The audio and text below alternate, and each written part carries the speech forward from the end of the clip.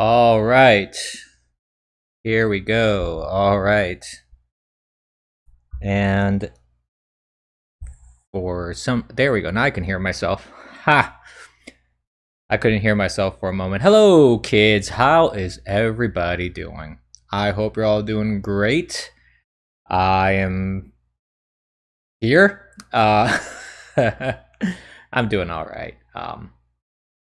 It's going okay. I want to say hello to people on the other platforms that I'm streaming on. I am streaming on YouTube, and let's see if we can get banned this time. That's my goal now with not my goal, actually. It's not my goal with every stream, but every stream that is the question. Will this be the stream that'll finally get me banned off of YouTube? We'll find out.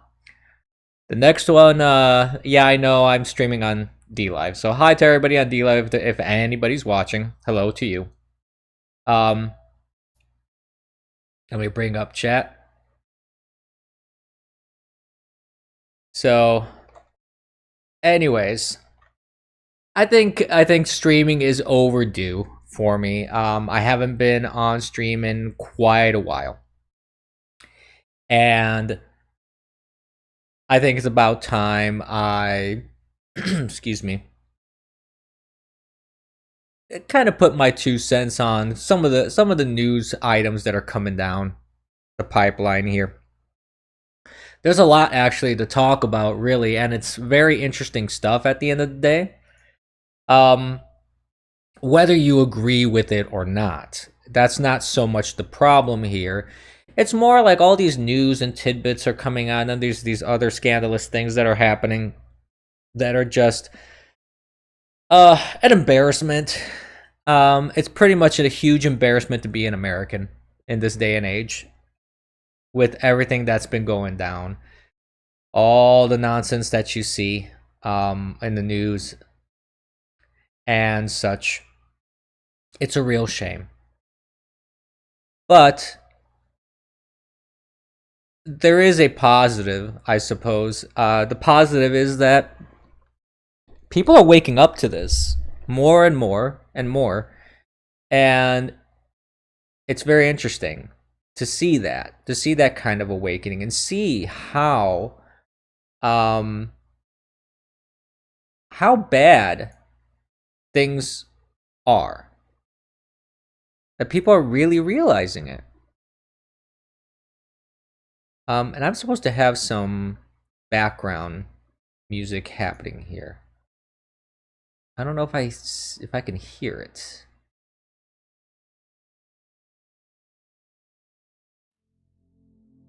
There we are. I'd like to set the mood. Like to make this a whole experience. Because there's a lot of raging about this sort of thing, and it's very easy to rage about this sort of thing because it's infuriating what you see out there. But you know, if you want to be angry and you want to rage, there's plenty of spaces and opportunities and platforms to do so. I want to try and create a relaxed environment here, if we can. So it is infuriating, and it's difficult even for me to try and keep things under control to a degree. In the sense of, it's hard to not make this stuff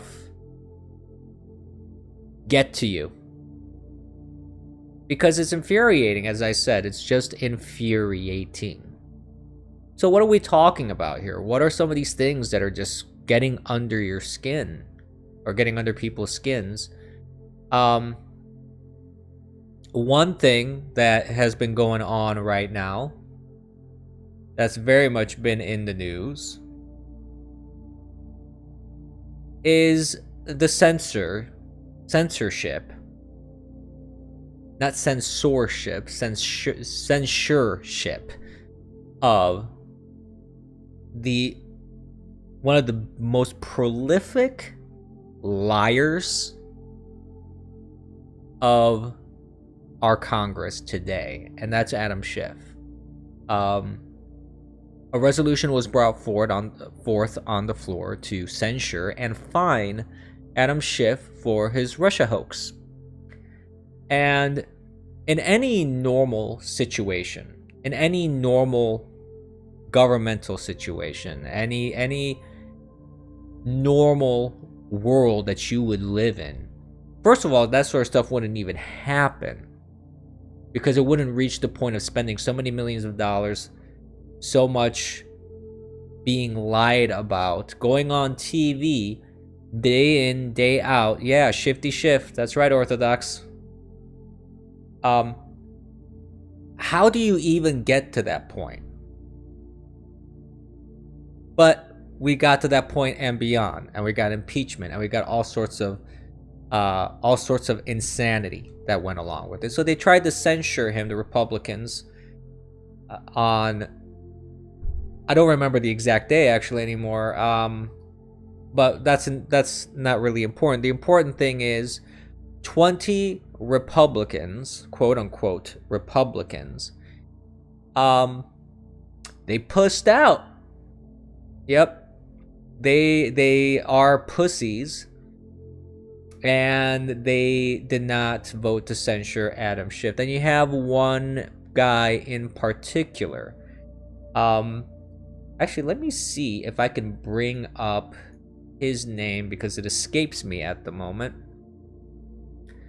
I had it in my feed and it kind of disappeared because other things have come up, so it's made it hard for me to I should have bookmarked a couple of these things. This is on par with the production level of this show, essentially. But let's see if I can scroll here and it'll load. Let's see. But there was one congressman in particular who was belligerent about it. That was the thing that really got to me. It's not like they were just saying we don't necessarily agree with it. Some were being more reasonable about it, saying we don't agree, or we don't think this is the best course of action, or this seems retaliatory. You know, you had some people that were saying things like that, but you had this one guy who was just so belligerent and so disrespectful towards his own constituents that it was appalling. That was the thing to me that really hit me about that whole thing. It was the fact that this guy was such a piece of shit that he literally tweeted out that he cared not what his constituents did. He cared not if they called him. He cared not about what people that he allegedly is supposed to represent, what they wanted. They put him allegedly in office, and somehow that's not good enough for him? Really? That seems very strange to me, because if I was elected in office, my first responsibility is to uphold the oath of office. And right after that is to represent my constituents, because they put me there. You know? Thomas Massey, this colossal piece of shit. Now I finally loaded up a tweet of his. This mountain of excrement right here. This guy was so belligerent towards his constituents, and he was claiming it was unconstitutional to censure Schiff in that fashion and to fine him in that fashion, which is bullshit. And Robert Barnes chimed in as well, saying, oh, you know, it's an unpopular opinion, but I believe that it was unconstitutional as well. I don't see why that's unconstitutional. Okay, maybe not 16 million, but how much money did he spend? Okay, how much money did Schiff spend of taxpayer money for all the lies that they did, all the impeachments, everything that he was doing?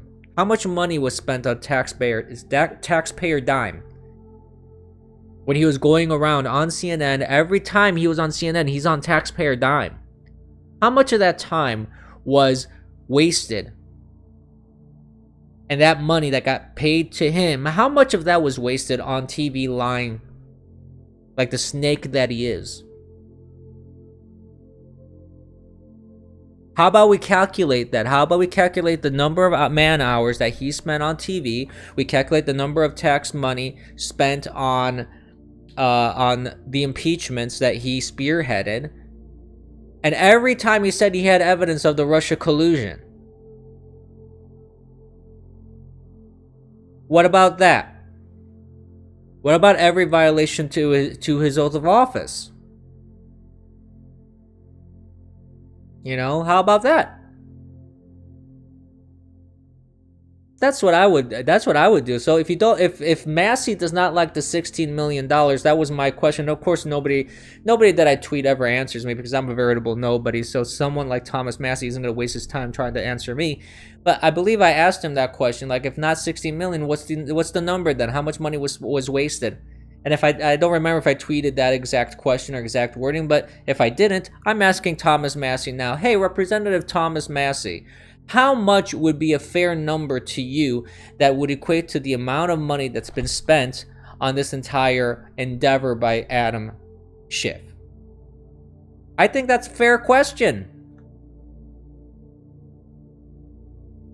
I don't know, do you? Do you think it's a fair question? I think it is. Why not?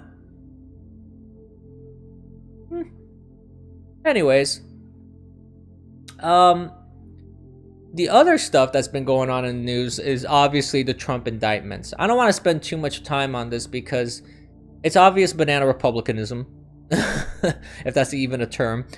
It's third world country political persecution of your political opponent. I mean, you can't be more obvious than that. He was indicted again. He pleaded not guilty. They wrote a lying article about him in a restaurant because he stopped at a restaurant and all his supporters were cheering and doing, fanfare over him. And he said he was going to buy food for everybody. And they said that he lied, that he didn't buy food for anybody. But then they quietly made a correction saying, oh, actually, no, nobody really ordered anything. So nobody had to pay anything because nobody really ordered anything. So there you go. Again, the media being completely dishonest when it comes to Trump. And I'm not, like, just now, this happened earlier today in this while I was just lurking around on the various social media platforms that I'm on. One of them is Truth Social. I talk about Trump in the sense of I'm not much of a Trump supporter anymore. In the sense of the system is completely broken. I'm not voting for anybody.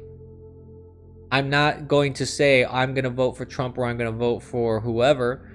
It's not really a thing at the end of the day for me, because you have clear problems with the system here and nobody's solving it. Nobody's doing anything to fix it, and that's a huge problem. By the way, I want to say happy made-up bullshit holiday to everybody.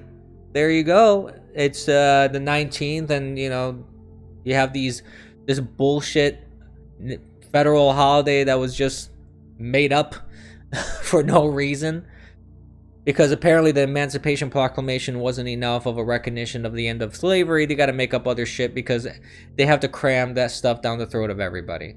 So hey, there you go. Another made-up bullshit holiday. Happy whatever to everybody. Hope you're enjoying it, I guess. My chat feed died? What do you mean my chat feed died? Did it stop updating? No, it's still scrolling. I'm not seeing any change. What's going on? Oh, okay. Yeah, maybe my potato computer is acting up a little bit. This computer is slowly turning into a potato. I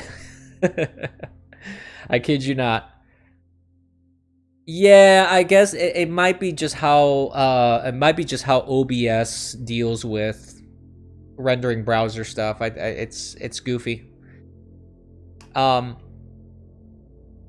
yeah, I mean, this whole thing is ridiculous. The thing that's ridiculous about this whole Trump thing too, and this is an aside, I want to kind of talk about this, is that you've had obviously other presidents, past presidents and vice presidents take classified documents, take all this stuff from the White House when their term is over, and during their term and after their term is over. Pence had documents. He does not have authority to declassify. So Pence should not have anything at all. That's documentation, sensitive documentation, classified documentation, top secret, things like that. Biden, when he was vice president, had a bunch of these documents. He had them in his garage. Let me repeat that for anybody that's on the left that maybe is a little hard of hearing and doesn't understand that. Vice president, vice president does not have authority to declassify like a president. Part of that whole enumerated powers thing. Has sensitive documents, not just sensitive documents, and not even stored in like a safe place or in a safe or in a locked up location or anything like that. Garage around a Corvette. And they indict Trump?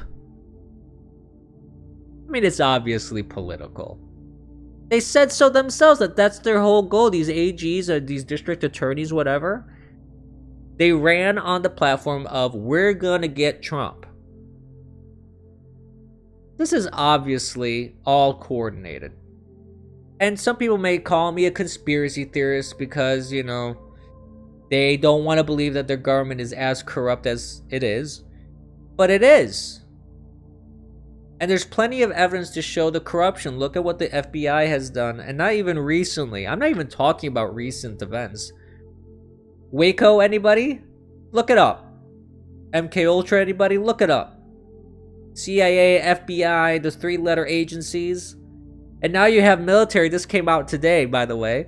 This came out today. Do you know that the military is looking at social media? If you meme or mean tweet anything about top military officials. So all those people that memed Milley, I think is his name, General Milley, wearing the put him in drag. Everybody, the military now has a specific division. Our taxpayer money at work, by the way. A specific division to monitor that. Yeah, a PR division. Ridiculous. I guess I'm on their list because I've called the military pussies more than once on Twitter. So I'm sure I'm on their list. They're like, this guy's a fucking asshole. I'm sure they love me.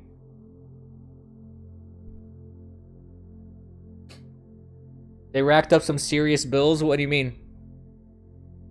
What do you mean some serious bills, Orthodox?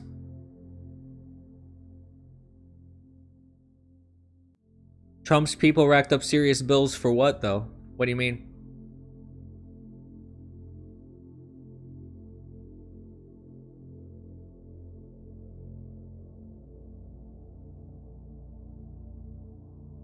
Oh, I see. Okay, well, millions in those PR bills, yeah. The Espionage Act basically says if you possess, gather, seek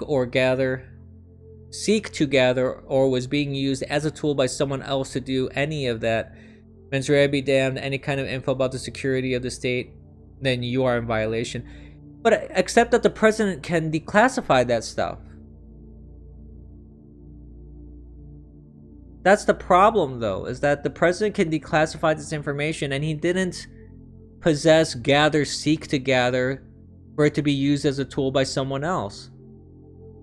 He collected those for himself.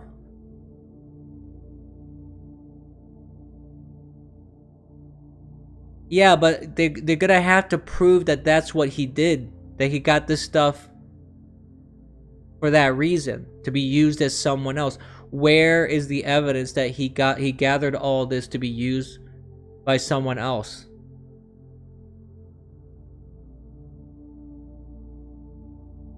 So, and I think classification matters because if they're talking about it's sensitive information, for example, or because the whole point, their whole argument in the media, when you're looking at what is going on in the media, they're not talking about the info is just sitting there, like whatever the kind of information is. They're not saying that it's irrelevant. They're specifically citing the fact that it's classified. They're trying to argue that it's classified information, that he had classified documents, he had sensitive data.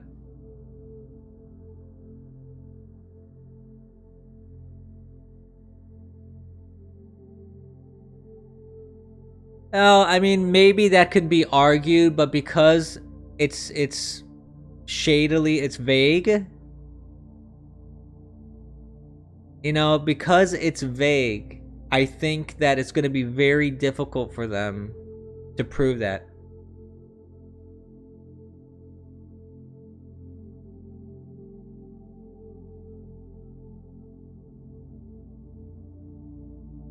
Anything about national security. If you talk about national security is fucked for basic reasons. They say knowing things that is negative about our posture and abilities is putting us at risk. Yeah, but the thing is, see, Trump always said that we had a strong military. He was always pro-military, talking about how he built up the military.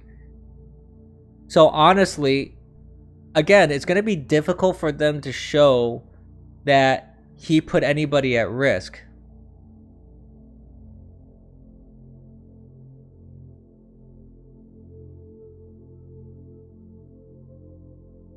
I mean, anybody could probably be prosecuted for it. The question is, are they going to successfully prosecute it? The question is, can they actually prove beyond a reasonable doubt that he actually committed felonies? No, they don't expect to win. All they're trying to do is completely get him off the ballot. That's basically the goal. Yeah, Orthodox, you're spot on with that. All they're trying to do is distract him from campaigning, so he can't talk about what, you know, any of that. He can't. They're trying to muzzle him and they're trying to distract him. And if they could throw him in jail, they would. Do not think that they are above that.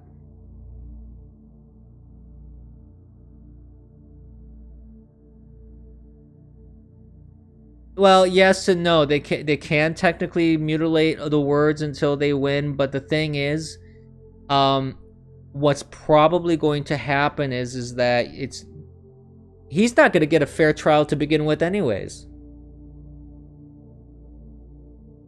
But I think what's going to happen is that it's just going to be something that's going to be he's going to be mired in this thing for a very, very long time. This isn't something that's just going to end at, you know, around election time or after the election is done. They're going to drag this out for as long as they can. They're going to just keep torturing him and torturing him and torturing him until he's dead. That is the goal. They're not going to stop. They're not going to stop, and they're not going to let up, and they're always going to go after him. That's why well,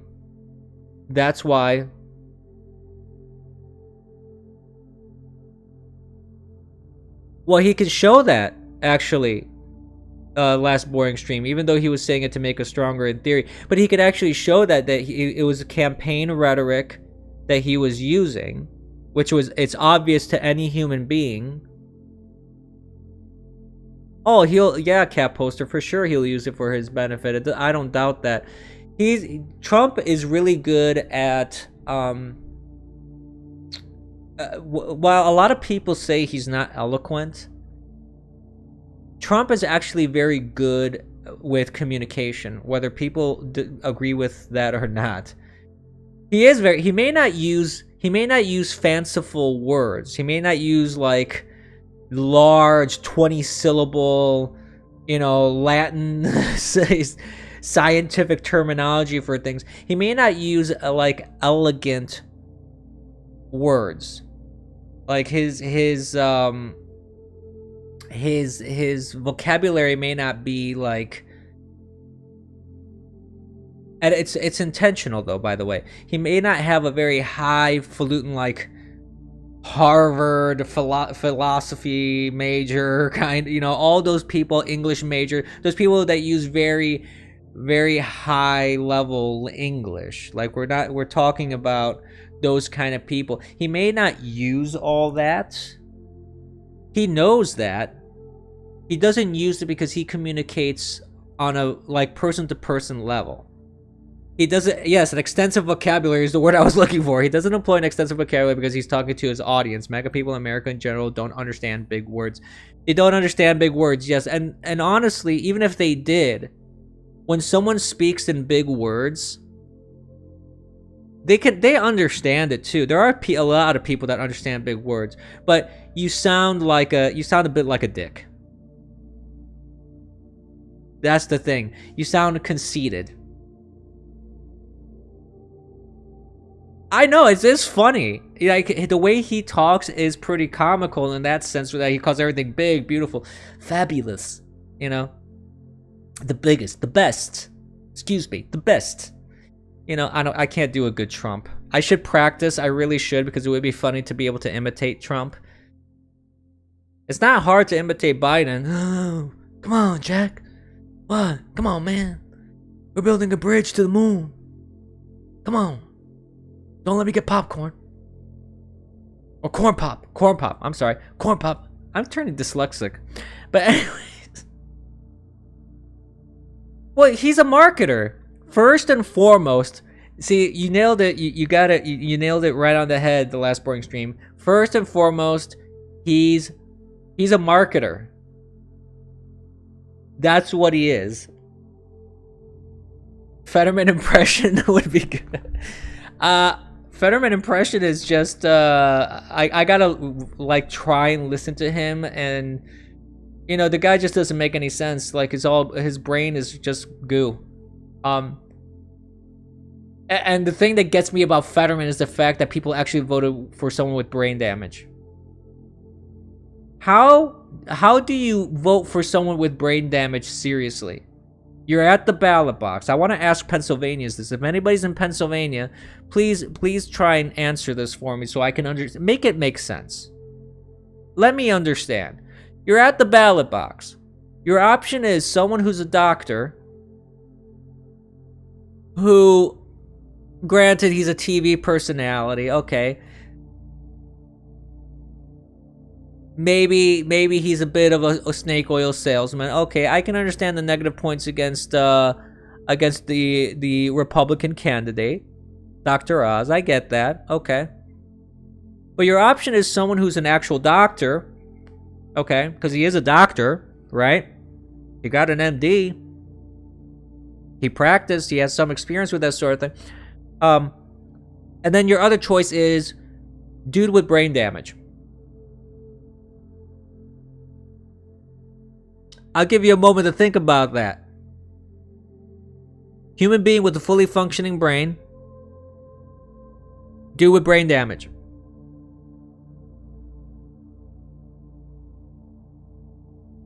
So, yeah, I guess it makes sense for Democrats. I don't know. It just, for someone who delves in, like, I've always told people that I'm a data-driven kind of guy. I'm a facts-driven kind of guy. I delve in logic. My work requires it. It's just how I'm wired as well. If something doesn't logically make sense to me, it won't work. It has to logically make sense for my brain to kind of look at that and go, okay, A equals B equals C. If you don't have a logical connection and sequence of things, it's not going to make sense to me, and I'm going to question it until there's some explanation about it. But I guess Democrats don't care about that. I don't know. I wish there was a vote to have all candidates executed under national law for trying to be traitors to the rule of the people by giving us a gay choice. The LBS is just different keyboard. I might be bouncing between tonight. Oh, you're boring. Okay.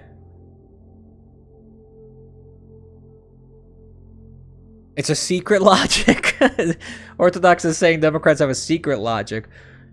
To me, it's Calvin Ball. Have you ever read Calvin and Hobbes? Do you remember Calvin Ball? I remember talking about this when I first started streaming. Years now, and it's actually thinking back on it, how long ago I started streaming. It kind of boggles my mind, to be honest with you.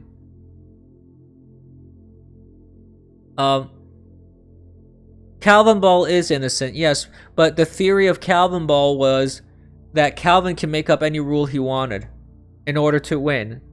If he didn't like a rule, he could change it on the fly. So the rules of Calvin Ball always change. That is the only consistent ideological process that the left seems to have. They don't have consistency at all. Yeah, if they can make up a new rule, it's real. And the government is following suit. Yes, Orthodox, that's true. That's the way I see it. That's the way how I see the left, is that they don't have a firm stance on something and they stick to it. There's no consistency. Well, that's what it is. It's all emotion, Cat Poster. Exactly. Yes. No, you can't be emotional. That certain things cannot have emotion as part of the equation. Certain things need to be just data-driven, factually driven. And that kind of goes into this whole Joe Rogan thing, actually. You know, if you see that segue that I did here, that seg. Because we're talking, I actually listened to the entire episode 1999 of the Rogan Experience. I'm not a regular listener of Joe Rogan. I'll be the first to admit that I'm not a regular listener. I don't listen to every single episode of his. I've seen many clips. There's certain episodes that have definitely drawn my attention. And I've always been interested in those more high-profile interviews, like when he had Jack Dorsey and that attorney, Twitter attorney, vagina. I don't remember her name. Who was a complete cunt, by the way. And later it came out that she was one of the primary people responsible for banning Donald Trump off of Twitter. So, but anyways, regardless of all that, those are the kind of episodes that really attract me. Whenever I see those high-profile things happening on Joe Rogan, that's when I actually sit down and listen to an entire episode. Otherwise, I'll just listen to clips for the most part, because the clips kind of tell most of the story anyways. So I listened to this whole podcast between Joe Rogan and RFK Jr., which really it was just letting RFK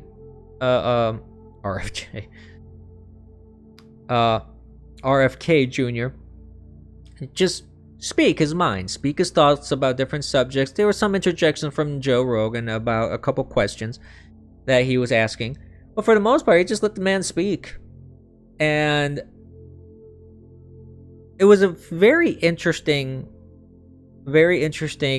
discussion. It was almost 3 hours. I mean, it was very long, and it was very interesting to see how RFK got into politics, aside from the obvious nepotism because his family's all in politics. Because he talked a little bit about how he got involved more and more into the sort of issue with environmentalism and law and things of that nature. So it was very interesting to hear kind of his backstory on that. And then he talked about a lot of different things. He talked about a lot of stuff that he went through the rigmarole with lawsuits regarding the environmentalism that he was an activist essentially in. And he was talking about like pesticides, and he's talked about the vaccines, and that's where everybody on the left lost their mind. Let me just check the chat for a moment. You can't debate ideas if they are wrong. Rogan's taste in comedy sucks, but some of the guys that end up on his show are good to watch. Yeah, I don't really know much about Rogan's taste in comedy. I have watched some of his stand up on occasion. He's I kind of think that he's pretty funny. Yeah, they used to be lefty vegans used to be anti-pesticides and largely anti-vax. Now they are, and that's what RFK Jr. was lamenting about. He was saying my party is now the party of big pharma, of censorship, of endless wars, forever wars. I don't know if I ever heard the one about pyramids. I'm gonna have to check out that clip then. I didn't know I never heard a bit about pyramids by Joe Rogan. I've heard some old stuff. I heard some new stuff, and overall, I mean, he is a pretty funny guy. I loved him in News Radio. Actually, that whole show, News Radio, was actually a pretty good show. Everyone's showing up at the pyramid after all the intelligent people died, complaining about shit. Okay, I'm definitely gonna have to check out the clip to get the whole joke, but yeah, I mean, he that's what RFK was lamenting about his party. He was talking about the vaccines, and he was actually citing studies, and they were bringing up the studies that he was citing. So it wasn't just like a conspiracy theorist kook talking about things on a stream where no citations, nothing's brought up on the screen, nothing is talked about. It's just like, the government's this and the vaxes are that and this. It wasn't just conspiracy theory kooks. And I know the irony is not lost on me while I'm talking about this on a stream, not presenting any visuals on mine as well. Don't think I'm not don't think I'm not appreciating the irony on that one. But I told you I'm a low production show, and I'm more than happy to receive any help that anybody wants to give me with that. So if people want to help with the show and up the production value, I appreciate it. If you want to add support and just sharing, following, liking, hitting the notification bell, doing all the stuff that the algorithms like on all the different platforms, that would be great. So that's my moment of shilling my stream here for a moment. So, but yeah, essentially he was lamenting about all these things, and the left lost their mind when he talked about the vax. And you have this one guy in particular, this Dr. Hotez, who's been nothing but an inconsistent, lying, paid shill by big pharma and government. Oh, cool. Nice. Okay. I will, maybe I'll play it on stream. I don't want to get copyright stricken. That's the only thing. If I'm gonna get banned, I'd rather get banned for what I'm saying than just because I'm playing a video clip of something that's copyrighted. I have my principles, But this doctor, quote unquote, Dr. Hotez, basically Peter Hotez, this colossal coward, starts making all these claims about RFK like being completely wrong. He's a kook, he's a denier, he's loony, he's this, he's that. Okay. And Joe Rogan was like, all right, fine, yeah. How about you just come on to the show and debate him then? Because apparently this Hotez guy is some sort of premier virologist and vaccine expert. So you would think someone with such credentials would be like, yeah, I'll mop the floor with this guy. My knowledge and experience is going to trump this guy over and over and over again. I'll just, slap him silly verbally, so to speak. No, instead, as soon as a debate was offered, this invitation was offered, oh my God. If you have been on Twitter for the past couple of days, it has been hilarious. It has been so freaking funny and pathetic to see how the left has been reacting to this, because you had him saying, I'm not going to, debate that with someone who doesn't understand it. I'd be elevating the conspiracy theorist to a higher degree, which is the stupidest cop out, cheapest excuse you have ever heard in your life. And everybody, apparently a memo went out because everybody's saying the same shit. The same shit. Everybody's saying, scientists don't need to debate people because, and this is the best argument, the funniest idiotic excuse actually that I've heard so far. One guy, I can't remember who it was, but one guy said, scientists can't debate effectively because they're not entertainment. Science is not entertainment. They can't go in and debate on a show with professional debaters because they would never be able to properly, put their points. What? Are you fucking retarded? Are you kidding me? You want to tell me that an expert in your field would not be able to lay down facts, undisputable facts, to prove your point to someone who, it's like a flat earther trying to argue with someone that has all this data about the earth being round, for example. Or there's a debate about someone claims that Italian food is inferior to English food. There's obvious data to show that Italian food is far superior to English cuisine. It's a non-issue there. So all my Brit friends, I'm sorry, those are just the facts. them's the breaks. But the point is, it's like, are you kidding me? Like, I with a modicum of research and understanding of a topic can debate just about anybody. Well, of course, pasta, you have to boil pasta. But if you do it wrong, that's where the problem is. There's a way to do it right.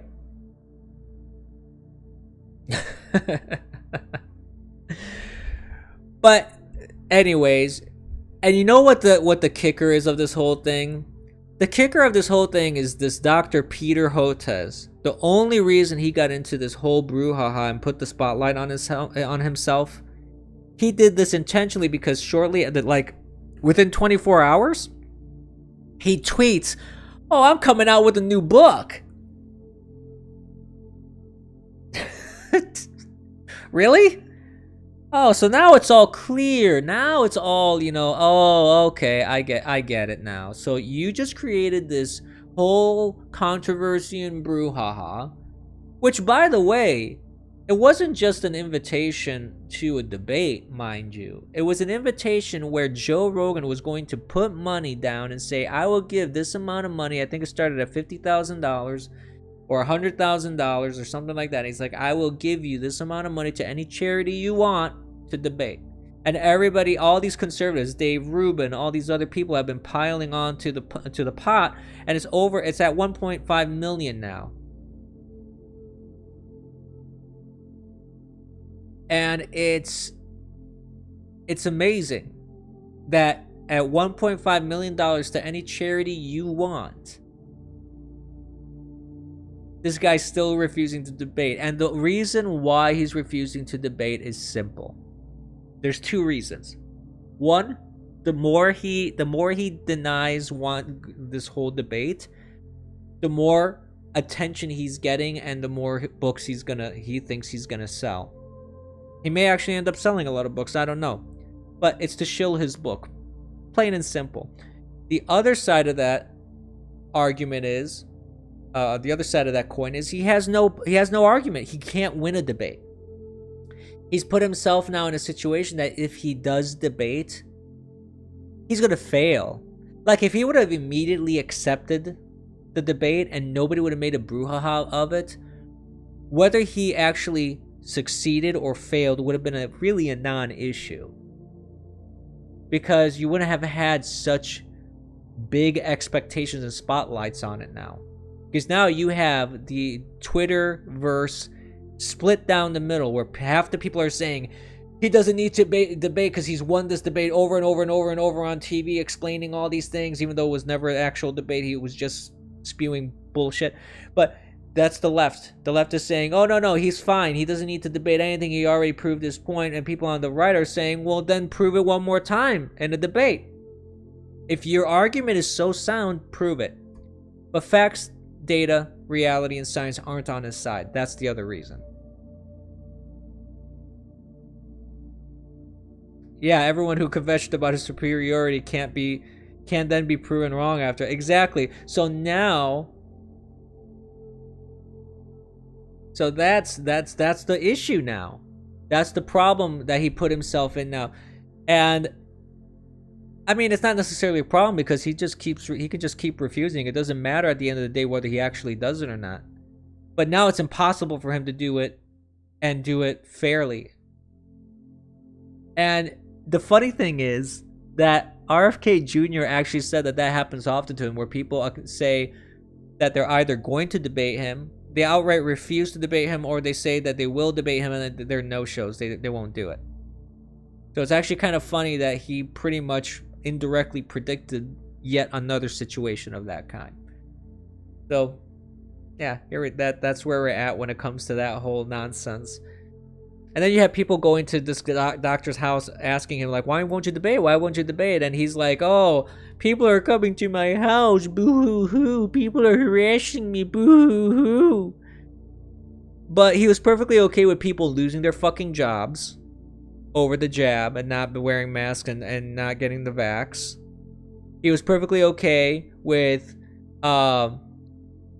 people potentially being jailed and arrested for not getting the vax, because he was telling, that was one thing that he said. He's like, oh, people that don't get the vax should get jailed.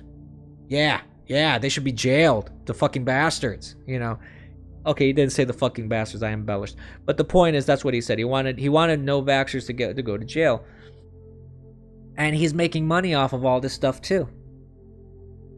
So he was perfectly okay with people being harassed and thrown out of stores, being arrested, being confined into their home, being consistently vilified by people like him, and, you know, by him specifically. He's okay with that. But as soon as someone shows up at his front gate saying, why don't you debate someone, and they kind of jeer him a little, oh, no, that's a bridge too far. If this vax shit can actually be judoed around on them, it'd be perfect. They destroyed every major... Well, they pretty much have already. That's the thing. They created so much doubt in institutions. It's mind-boggling. It's mind-boggling how little now people trust Big Pharma, like the pharmaceutical companies. Nobody trusts that shit anymore. Congress is at an all-time historic low in terms of people agreeing with what they're doing. Like the poll numbers, it is abysmal for Congress. Oh, I'm sure they will flip it into something else, yeah. But the trust in media, the trust in media is at an all-time low. The trust in government in general is at an all-time low. Congress is at an all-time low. All of our agencies is at an all-time low. The scientific community at large, doctors, not only with the COVID thing, but also with the quote-unquote gender-affirming care. All that nonsense is also creating a huge amount of distrust in doctors, the medical community, psychologists, you know, and schools. The trust in schools are also at an all-time low because of all the stuff that you have people going in there and indoctrinating children with certain ideologies, and you have school boards that are pushing this sort of thing as well. And if you push against it, You're the bigot. You're the transphobe or the homophobe or whatever phobe they want you to be. You are the domestic terrorist that Merrick Garland has to write a memo about to monitor your actions because you giving a shit about your child and giving a shit about their education. Oh, no. You can't do that because as the dictator wannabe pedophile said, they're our kids. They're our kids. They're not your kids. They're our kids. Yeah, man. Don't let me get corn pop. Stuff like that. It's mind-boggling. The state that we are in. I mean, a lot of people use the term clown world. And a lot of people throw that around loosely. I think that is inadequate to describe. I feel it's inadequate to describe the state of clownery, a fuckery, a fucked uppery. I can't even think of a proper term to really describe the degree of degeneracy, moral decay, the degree of corruption that is in all of our major institutions.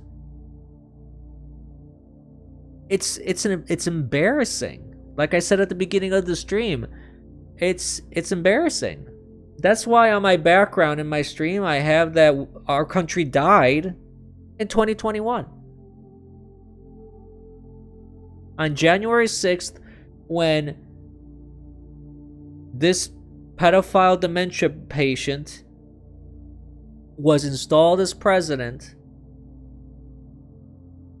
our country ceased to exist. I mean, it wasn't a sudden death, mind you. This was a long time coming because all this indoctrination stuff started in the 60s. Like hardcore indoctrination stuff started in the 60s because it started at college universities in the 60s and it's been spreading ever since. So this sort of stuff is not just, oh, this just suddenly happened. No. This is stuff that's been going on for quite a while. And it culminated on that day and that year. But speaking of wannabe dictators, that's funny. If you didn't see this news item, this is funny. Basically, Fox News, they had a chyron going there, or however it's pronounced. I'm probably mispronouncing the word. Where they put that wannabe dictator arrest political opponent when Trump got indicted again or got arraigned. And the left lost their shit over that. They're like, how dare someone say that? That's inappropriate, blah, blah, blah.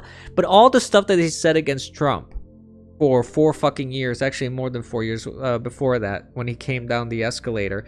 So 4.5 years, approximately, during his presidency and prior, and now after. So it's actually more than 4 years if you want to really add it all up. All that stuff they say against Trump.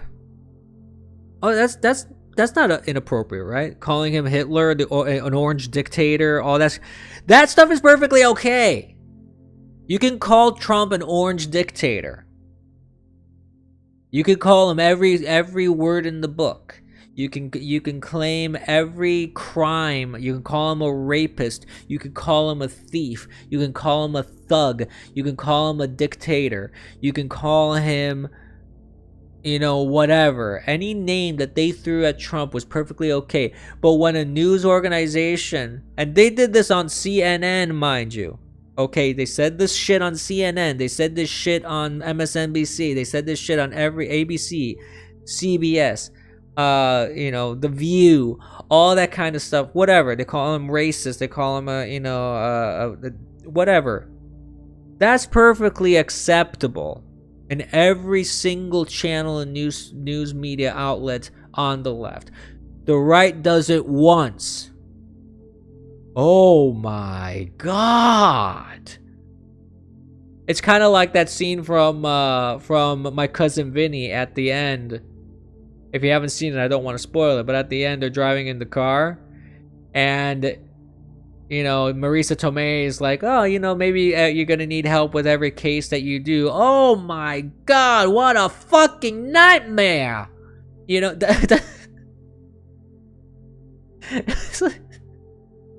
basically that's what happened. They did it, it's okay. When someone on the right did it, oh my god! No, it doesn't work that way. But anyways, Fox News still fired the guy. After that, he had to resign, and you know, they moved pretty fast. And if you saw episode, I think it was episode 4 of Tucker's show, he goes into this whole thing about Dictator Wannabe. And again, the left lost their shit over that too, but it was pretty comical.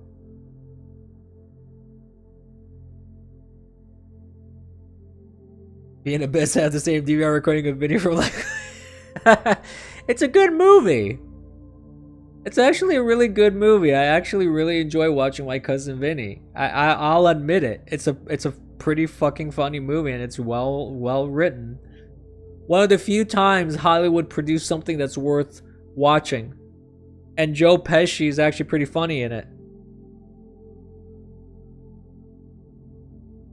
Oh yeah. Yes, that is true. Last boring stream, or boring. I know it's the same guy, but but yeah, it's every episode of Tucker on Twitter that's been coming out has been lit. He holds nothing back anymore. It is actually wildly entertaining and definitely worth listening. And he basically, like, the views of the videos, he's always in the like the 25 million views, 30 million views. He's blowing media out of the water. Like, I think I was listening to ratings. Well, no, they talked about this on the podcast. RFK was saying this, I think, if my memory isn't playing tricks on me. But he was talking about how people like Joe Rogan and Tucker Carlson, they're like 40 times or 400 times bigger than CNN, MSNBC, those kind of media outlets. They barely get 2 million views, if that. Like, MSNBC can't even get 2 million views.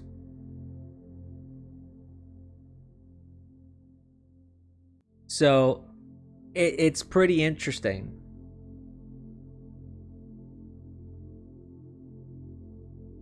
Who says they never watch videos on screen and stuff? I'm not sure. Who are you talking about?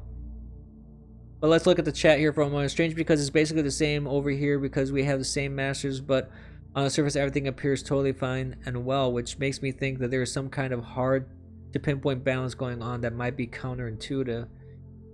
The major problem with the planet is insanity, and after that retardation, after that narcissism, after that tyranny of the weak.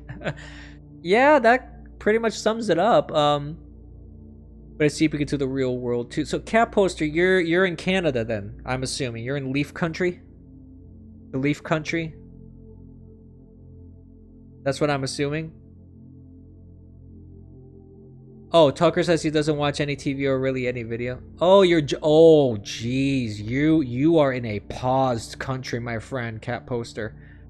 Woo! I am sorry for you, my friend. Germany is fucked. Oh, man. But I bet you guys have some great, like, strudel. I mean, Germany's got some pretty good fucking food, though.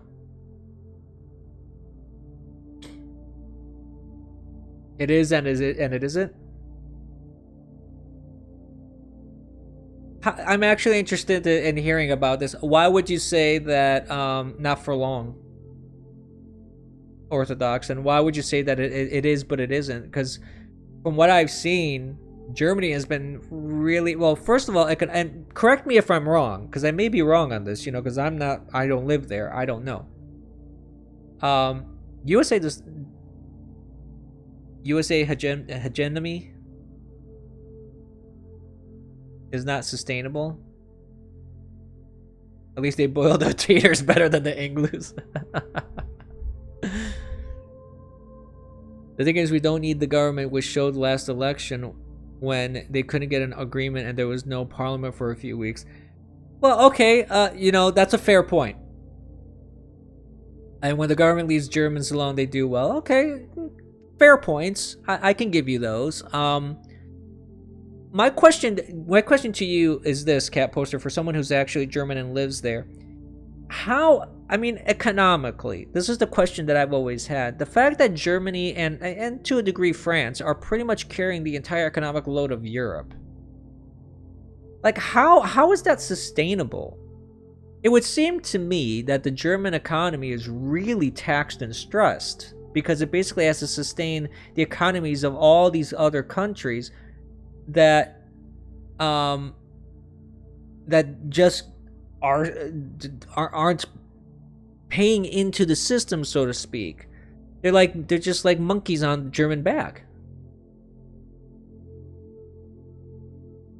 Well, that's how it is in a lot of countries in Europe. I mean, the effective tax rate, for example, of Italy is very high. It's over 50% too. That's kind of a thing with Europe. Which is kind of the sucky thing, because Europe, the standard of living is interesting. And it is nice. But if you're basically, I've talked to many people in Europe and they say, I work to pay taxes.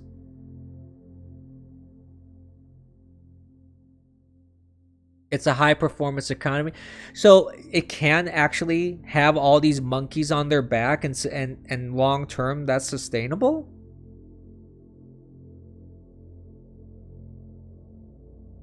Yeah, you work just to pay bills? Yeah, basically. Well, that's very interesting, Cat Poster, because my impression was always a little different. Oh, okay. Well, I appreciate that.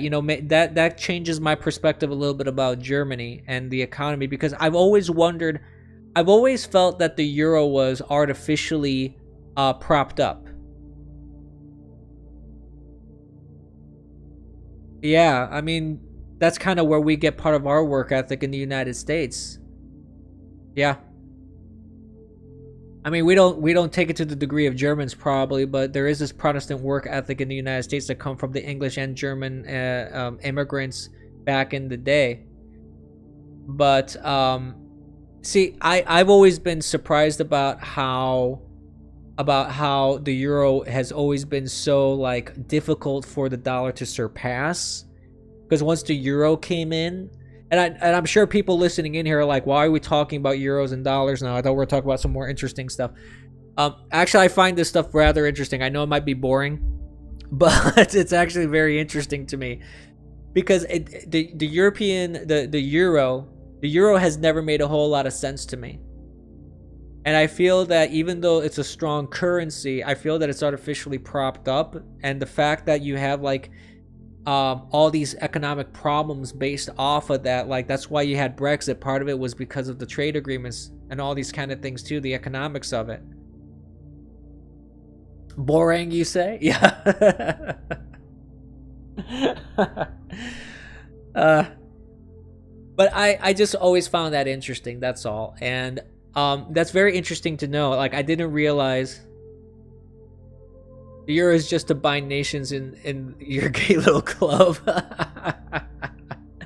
Maybe it is, yeah. But I always find that I just found it very strange that it was always so strong, even though so many countries that are part of the European Union were so economically weak. And that's why, to me, I've always felt that there was some currency manipulation. And I think I've read some articles about that too, or there is some of that. I don't remember anymore. I'd have to look into it again. But I feel that I don't feel that the euro is properly like valued. In all honesty, I do feel that there's some weird economic voodoo and mumbo jumbo happening behind there. But I appreciate the clarification, Cat Poster. That's actually very enlightening. But moving back to what we were talking about with this podcast and everything, it will fall within a few generations. Just two, really? Wow. How do you think it'll fall? Like in terms of they'll just remove all those people from government. Like they won't be able to get back into power. You mean they'll vote other people in, more conservatives in?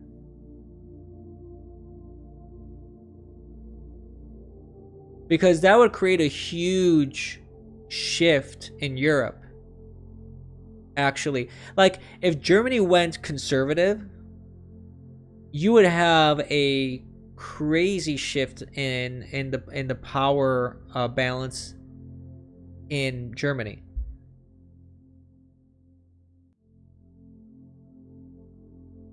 Germany needs Lebensraum, like how Russia needs the Eurasian boundaries, Dugganism to have working power and economical bloc. Well, you know, I kind of hope that it does. You're lacking people who can maintain our infrastructure because nobody wants to learn a trade anymore, and all 18-25-year-olds go to university and don't do shit. Well, listen, I could tell you in other European countries, they've been doing that for generations already. Like the past, we're talking about like our most recent generation of college students, and we go back maybe, I don't know, 2, 3, maybe even 4. Maybe even 4. If you go back even 4 generations of college students in certain European countries, that's all they can do because the economy is so bad that they can't find jobs. They won't be able to work. The generation that's holding up Germany are still the boomers, and they work 45 hours a week and never complain. Wow. Yeah, sooner or later that's going to go away. Huh, I do wonder then what will happen once the boomers are gone, and that's just that whole underlying human infrastructure doesn't exist anymore. That would be interesting to see in my lifetime. If that happens, we'll see. It's in God's hands. But that's interesting. That's very interesting. But what we were talking about was the dictator wannabe. Oh well, of course yeah.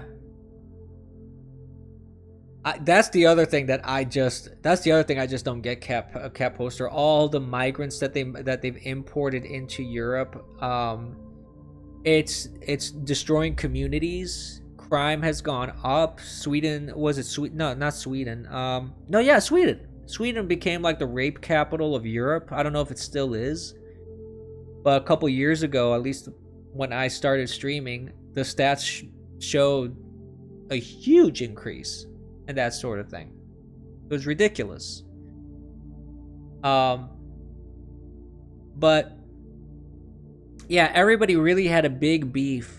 Going back to our previous discussion about calling Biden a dictator wannabe, and I don't say that he's a dictator wannabe. I say he's just a full-fledged dictator. I mean, if you look at all the actions, you sell out your country for millions of dollars to a foreign nation. You I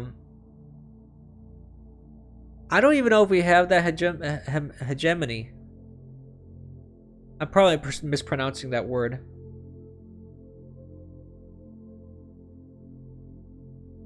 I don't know if we have that here, Orthodox. We are so split as a nation that... Oh, I know how little culture the USA has. The United States really does not have much culture. It's the culture that you have in the United States comes from pockets of immigration. So you have like these communities of immigrants that have their own particular culture, and that's where you get culture here in the United States. And then you have this glazing of American culture, which is some of those typical Americana stuff, like, you know, what they talk about, Lee Iacocca and apple pie and baseball and those kind of things. Once you put it into perspective that the USA is a country subjugated by a globalist cabal, then it all starts to make sense. You know, there's a good argument for that. It is a very good, there's a good argument for that, that we are subjugated by a globalist cabal. I mean, when basically you have the World Economic Forum and the WHO, not the band, um, basically dictating, a NATO dictating what we're supposed to be doing. You're not a serious nation anymore. You're not a sovereign nation anymore.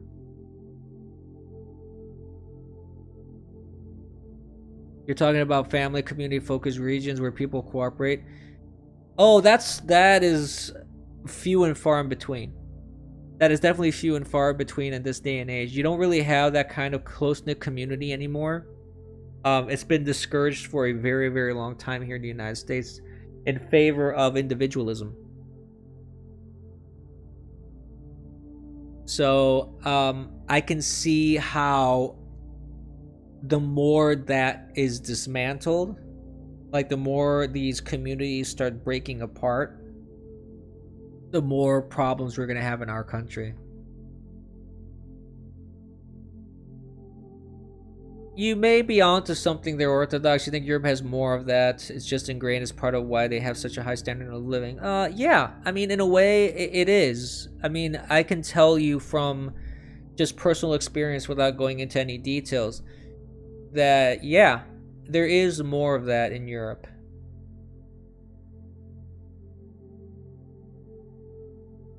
And I mean, at the end of the day, the whole goal is control. So you want people to be isolated. You want people to be constantly monitored.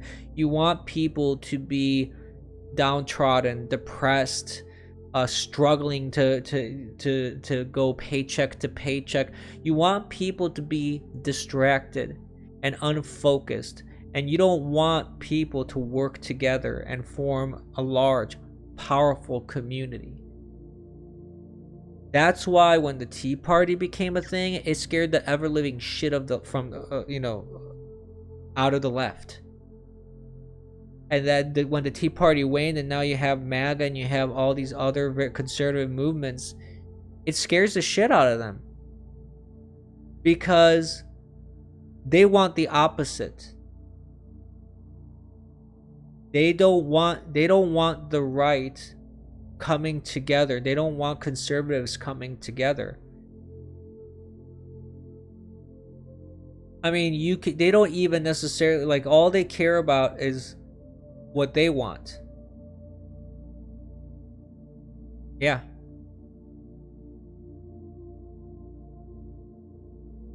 Boomers are saying now that the government used to be supportive of average citizens to provide opportunities, but that disappeared. To a degree, yes. I mean, the point of government isn't there to really, like,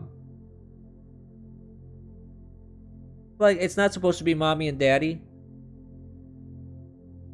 The culture is loosely based on something real. When it became based on the representation of something real, now it's evolving into representation of a representation of something real. Postmodernism. This was articulated very well in the Society of the Spectacle. That's interesting to know. But yeah, I mean, the biggest problem that we have in our society is that the standard truths no longer apply. Like facts, data, science, reality, those kind of things just don't exist. They don't exist anymore. Because it's not about truth, it's about my truth and your truth. And then the other issue is you don't apply the golden rule anymore. Like, the golden rule is called the golden rule because it was the rule that basically drove society, and it was to treat others as you want to be treated. And now that's no longer the standard. The standard is no, you don't treat people how you want to be treated. You have to treat them how they demand you treat them. Which, if you think about it, doesn't make any sense at all.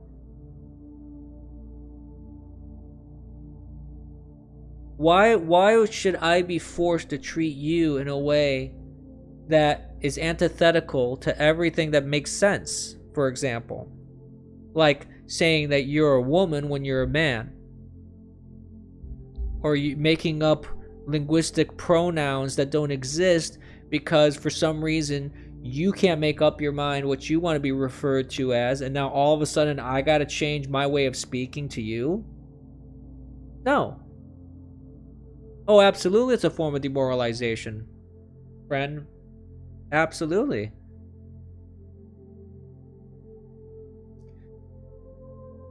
What I mean, it made possible for the average students to take part in the economy in a more responsible way than working for someone. Like nowadays, if you're an entrepreneur, you are treated like a criminal because you earn your own money. But the 80s and 90s government incentivized financial independence like that. Yeah, that is true, that there was less regulation and they made it easier to build your own business and kind of just create that was the American dream.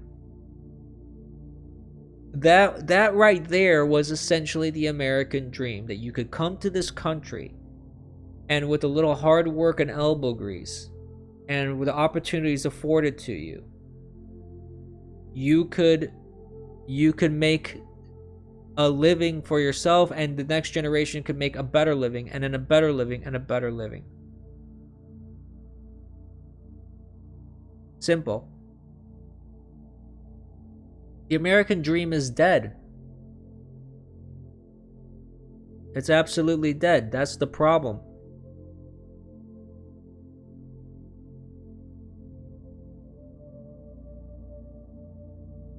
So that's where we're at.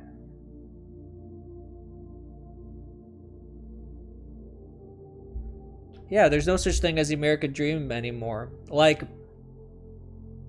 I could tell you stories, but that ends up providing too much details that I don't want to get into in terms of my background. But suffice to say, the one thing that I can say is that besides my background, there are stories after stories after stories of people coming to this country with literally nothing. Literally nothing.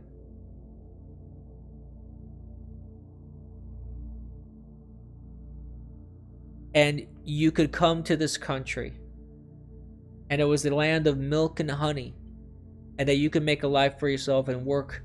You could find work, you could keep more money in your pocket than you're giving to government, and then you could make a living for yourself and give your children a better life than you had. That's it.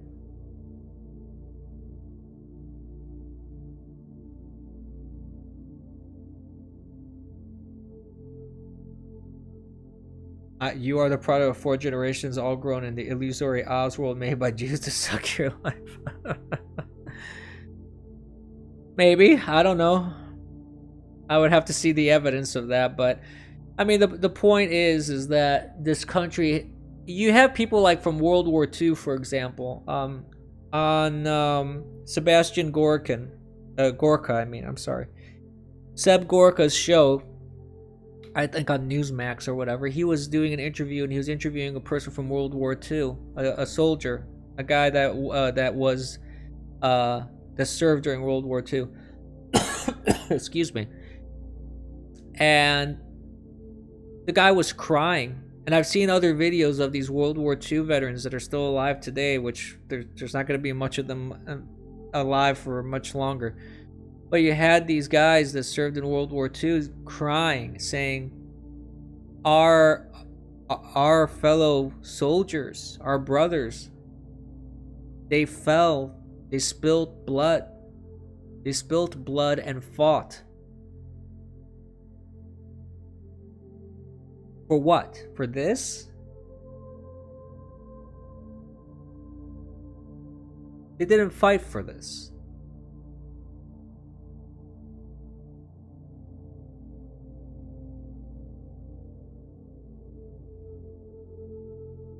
They were In a way, they were, yes. They were more NPC than you could imagine.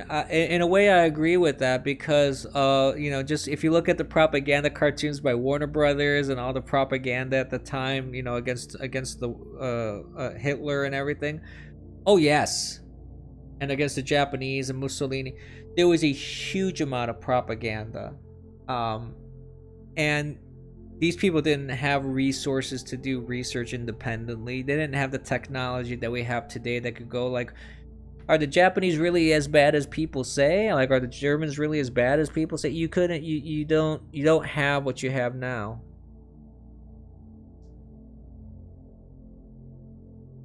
So, well, that was one interesting thing, actually, Orthodox, that you bring that up, saying that God is judging us for destroying Germany and not going to war with the Soviets. It's interesting you bring that up because RFK Jr. talked about a speech that John F. Kennedy did, his uncle, where he was talking about how a lot of people don't realize that America didn't really win World War II. In the speech, he was saying that basically Russia won World War II. And Russia had the largest casualties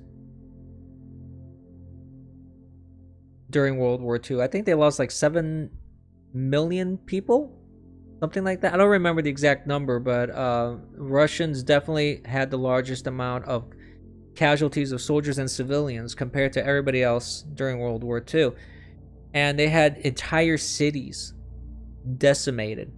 So Russia definitely took the brunt of World War II, and they essentially were the victors of it. And well, they were, yeah. And it's interesting to think about that.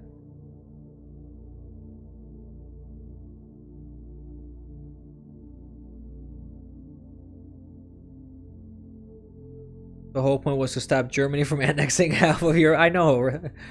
Yeah, I mean, that was the whole point of stopping Germany to take over all of Europe. So, yeah. That's interesting. That is very interesting if you think about it that way. But the interesting thing about these kind of wars, like if you think about what's happening now with Russia and Ukraine, this is something that actually I saw just today. Well, we financed them. I mean, and Europe, the same thing with Europe, Orthodox. I mean, Europe survived thanks to the United States. We were supplying everybody.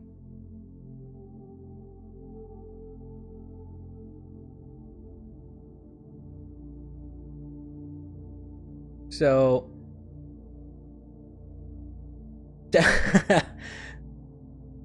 right, Cat Poster? It's about preventing Lebensraum. Okay. But the thing about like the Ukraine war, for example, is that I saw this news item come up today. Is that you have Vladimir Putin revealed that Russian troops withdrew from Kiev and other regions in the Ukraine on the basis of a peace deal agreed in Turkey. Or I guess that's how that's pronounced. This casts serious doubt over the Ukrainian narratives about the defeat of Russia in the Battle of Kiev. So, and he shows documents of the peace agreement that was signed between Russia and the Ukraine. So, it makes you wonder, this agreement was in the spring of 2022. So, the fact that there's this agreement, and the text says that the UK, China, Russia, the USA, France, and Turkey would act as guarantors of this agreement. So, according to the president of the Russian Federation, I'm reading off the tweet right now. So according to the president of the Russian Federation, Ukraine and Russia agreed in principle to the draft agreement spring 2022 in Istanbul. But then Kiev refused to sign it after Russian troops voluntarily pulled back when ordered by Moscow as part of the deal. So, and then so this is very fascinating that a peace deal could have been achieved.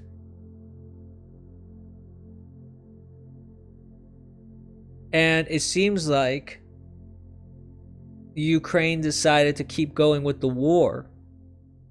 And I guess it seems like there's evidence of them being it seems like they were pressured into continuing the war, and it's kind of understanding why, if with all the money laundering and all the stuff that's been going on with the war in the Ukraine, it's obvious that this isn't what people like Lindsey Graham say, and it's not what stuff like Nikki Haley says. Yeah, the USA prodded them to keep going. England, Boris, what's his face, from England, also went over. A lot of leaders went over there. So it's quite ridiculous to think that this was just, oh, Russia is just being the big bully. Where, I mean, one can argue, okay, they shouldn't have invaded. There's arguments for that. But if Russia was willing to sit down and negotiate peace, that's telling. Hey, Realms Freemason Lodge. It's quite telling. You know, that's really really eye-opening. If you haven't, or if anyone hasn't really been paying attention to this whole thing and they see these kind of news items, it's pretty telling. For someone like myself and other people that have been following along, it's not entirely shocking, honestly. It really isn't at the end of the day, because you know that there's a reason why they kept the war going, and they're keeping this war going. And speaking of this war going and money, what's his face? What's his name? Stedman Fried, the guy that from the cryptocurrency thing that was basically laundering money through the Ukraine, because they were giving all this money to the Ukraine, and then the Ukraine was paying him, and then he was bringing it back to the Democrats and everything in super PACs. They dropped the DOJ quietly dropped 5 charges on him.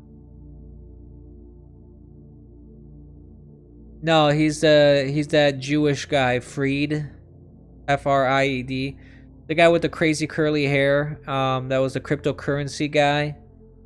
FTX, I think, was the name of the of his company, whatever. FBX. So yeah, FBX. So basically,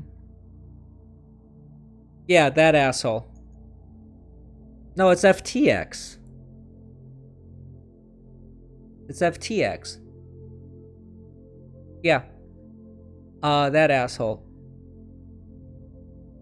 So, I mean, it just goes to show you that it's all interconnected.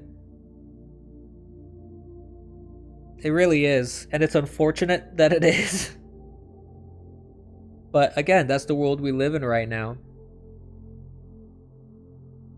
And speaking of other issues, international brouhahas and stuff that's going down in the international community, you have this absolute fucking moron, Blinken, says that we do not support a Taiwan independence, basically telling China, you can just go ahead and invade, we don't give a fuck. You know, it's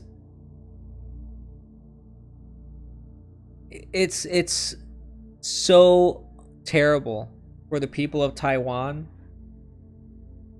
that this is what we do. We just toy with this country.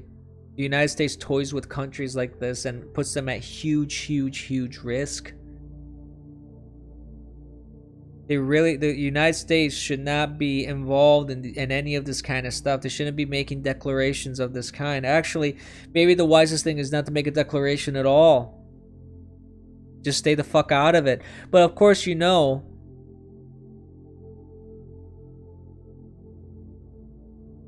I mean, the thing is, it's not surprising when you have the big guy getting $10 million and there's recordings of this sort of thing now, that this guy got paid $10 million from China.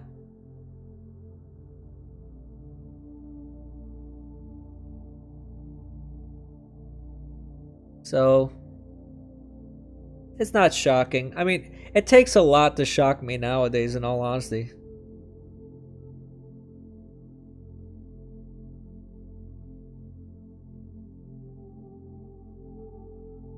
Who, Groidel? Oh, you're talking about the movie that you watched. You're watching. I had no idea.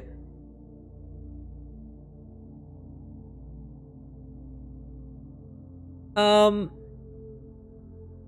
don't know if they'll invade or not, but I mean, just on principle, like the thing that bothers me about making those kind of statements is that you're enforcing, you're encouraging and reinforcing bullshit claims that Winnie the Pooh Xi is basically spouting about, like Taiwan isn't real, like these people don't exist.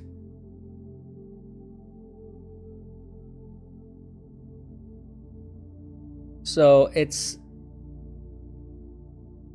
very irresponsible. Let's put it that way. It's very irresponsible of head of states of our government to make those kind of declarations. Very poorly executed, in my view. Like, I don't think that's the way we should be doing stuff.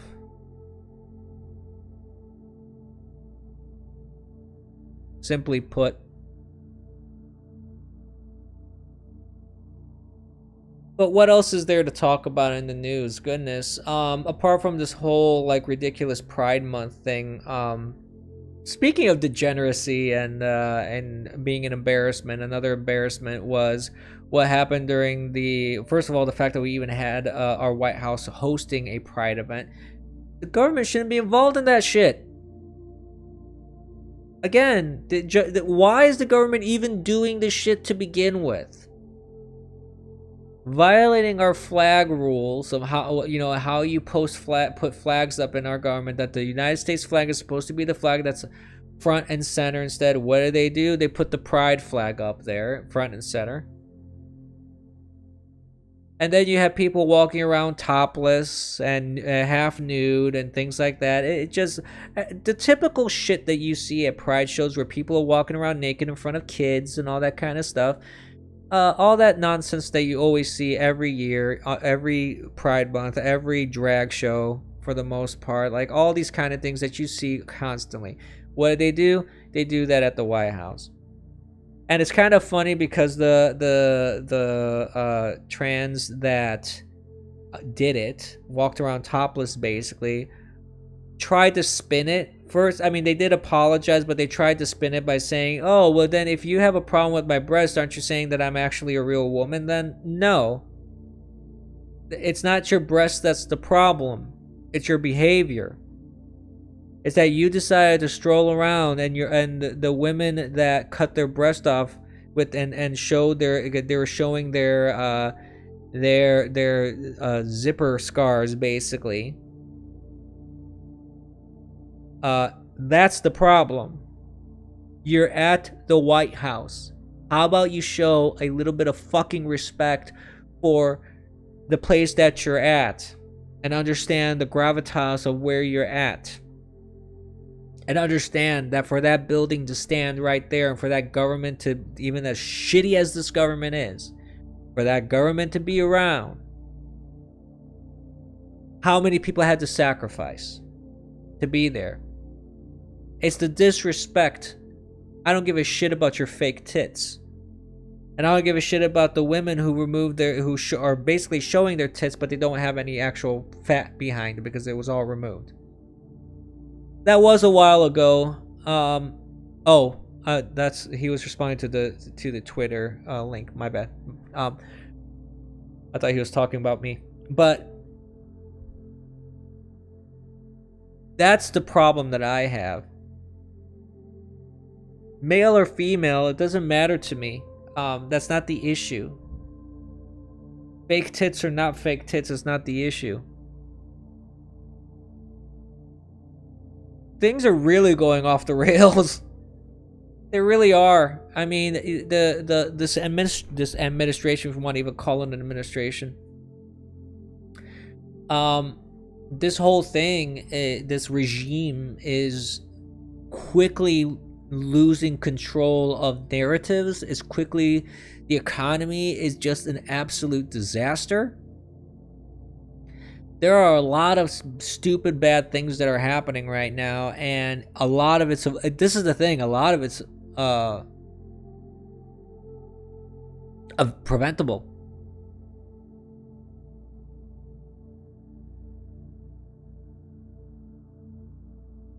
Oh, is that SoCap poster? Wow. Yeah, I mean, it's a global issue. It's not unique to the United States. It's not. It's definitely something that's going around in all countries. Oops, sorry, I hit my microphone. Oh yeah, of course. It's all it's all a cabal. And I know a lot of people, they want to say that people are conspiracy theorists if they use those kind of terminologies. Well, okay, fine, label me a conspiracy theorist. But so far, the conspiracy theorists have seemed to be guessing things pretty right. Man-made horrors beyond your comprehension. Yeah, pretty much. Pretty much. Tesla was kind of right on that one. Yeah, it's a troublesome thing, and I say this at every stream now, and I hate to sound like a broken record, and I know I'm dating myself when I say those kind of terms, but I do keep repeating myself on this because it is a terrible thing. It is an embarrassment. It's an embarrassment to be part of a country that does this sort of shit, where they don't give a shit about the American flag. They have people trouncing around half naked on taxpayer property. Why is my taxpayer money being spent for that? I need someone to explain that to me. There is no reason for the government to do shit like that. And then they had on Easter, they had people twerking on Easter. This administration, and then they want to say, oh, decency is on the ballot. When they were running in the 2020 election, the fake doctor wife of the dictator Wannabe was saying, oh, decency is on the ballot, and the pedophile is saying decency is on the ballot.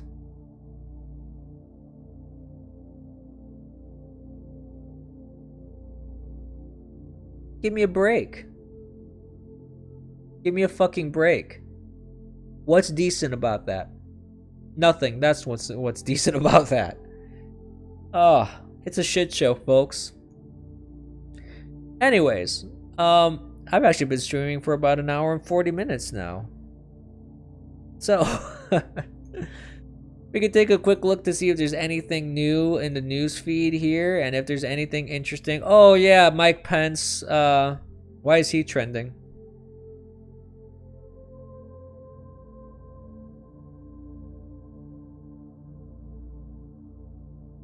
Mike Pence was asked, "Who are your voters?" and he literally couldn't answer the question. Yeah, this is Mike Pence's campaign is a fucking joke.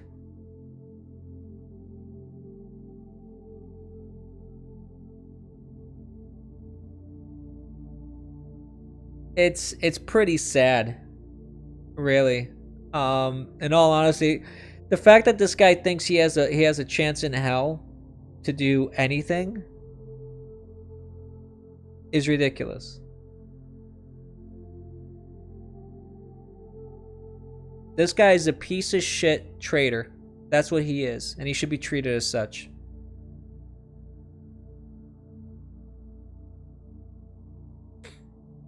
So,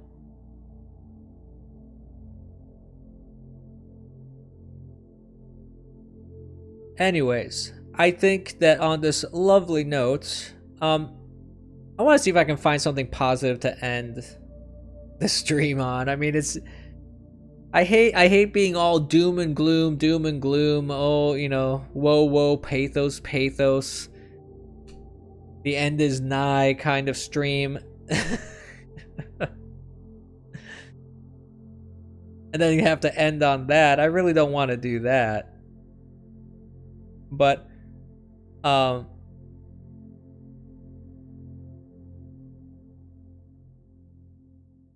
actually, no, let me it's not necessarily a positive note, but there is something that I do find funny.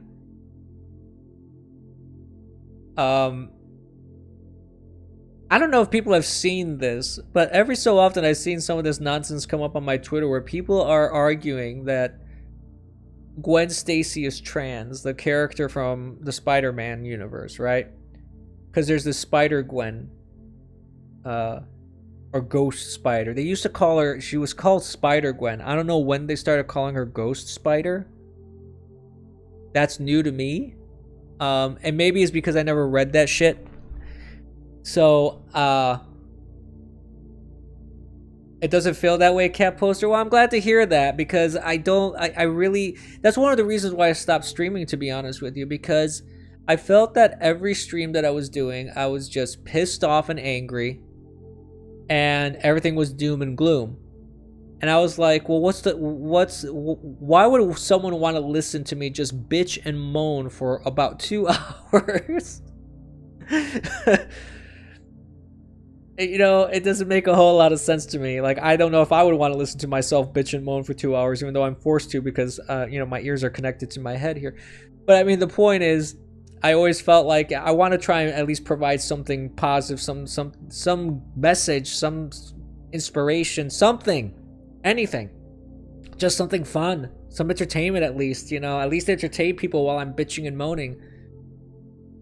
Because, you know, if things are going to go down in flames, at least have a good time while doing it, I suppose. You guys should definitely, might bring me back up. Yeah, definitely. Oh, I'm gonna end the stream very soon here, but I would definitely recommend watching the entire episode.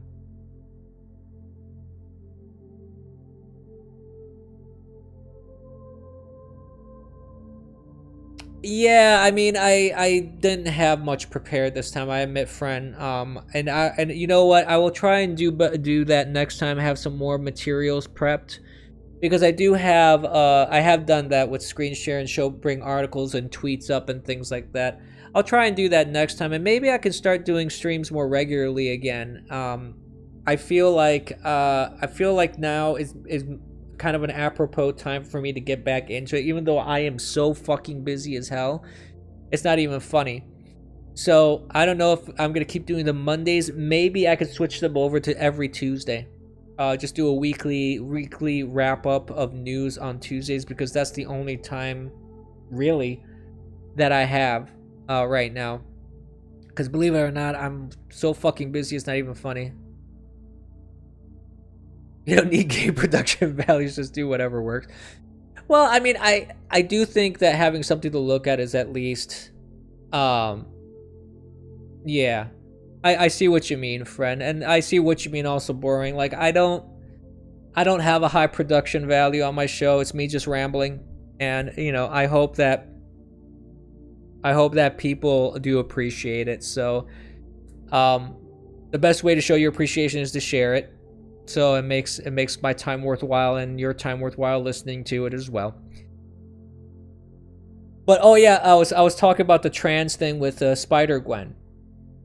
We'll end on this note. There's all this talk about, oh, Spider-Gwen is obviously trans because her colors are the same colors as the trans colors and the trans flag, for example.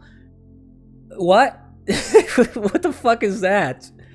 So colors now of a costume determine who you are. So Gwen Stacy has always been a girl, first of all. Gwen Stacy has been a woman. She was the girlfriend of Spider-Man who ended up dying in the original Spider-Man run. And now they have the Spider-Verse alternative version of Gwen Stacy, who's Spider-Gwen, whom, you know, if this is what I actually tweeted about this.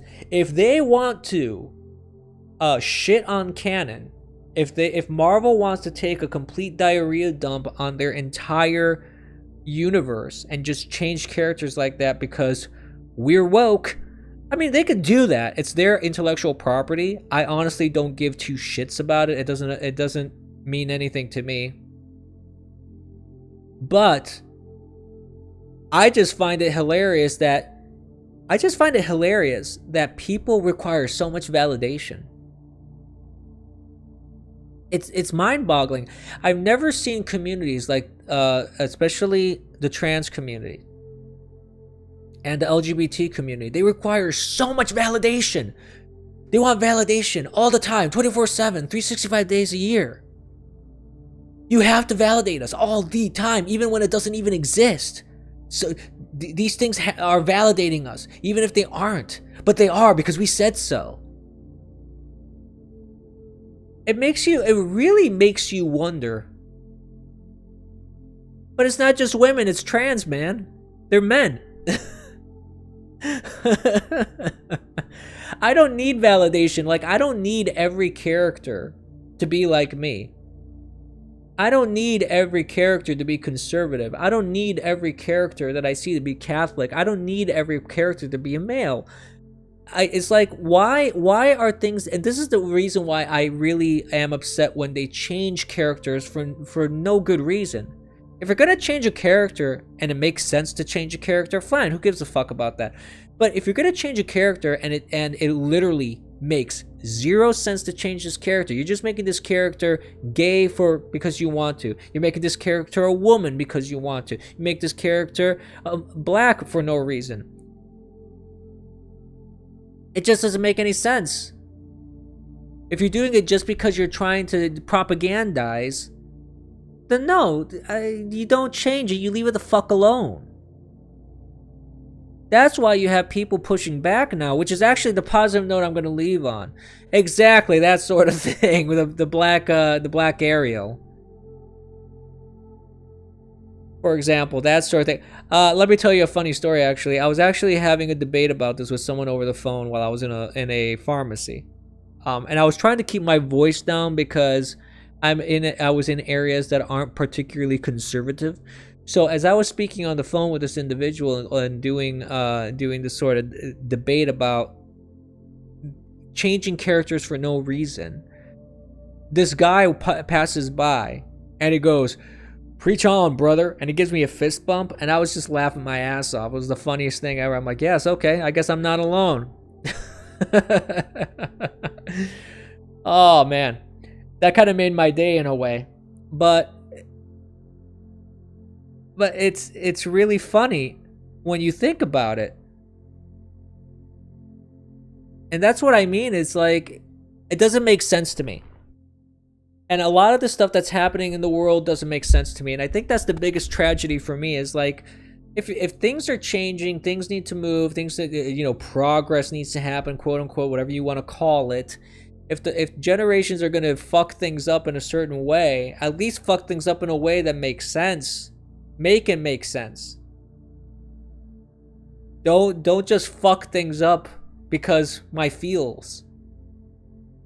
Or you want to shit on free speech, or you want to shit on art, like the new standards for an Academy Award now. Did you read about that?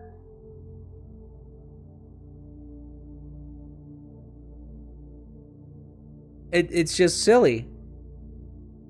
It's just really, really silly at the end of the day when you think about it. And then you have people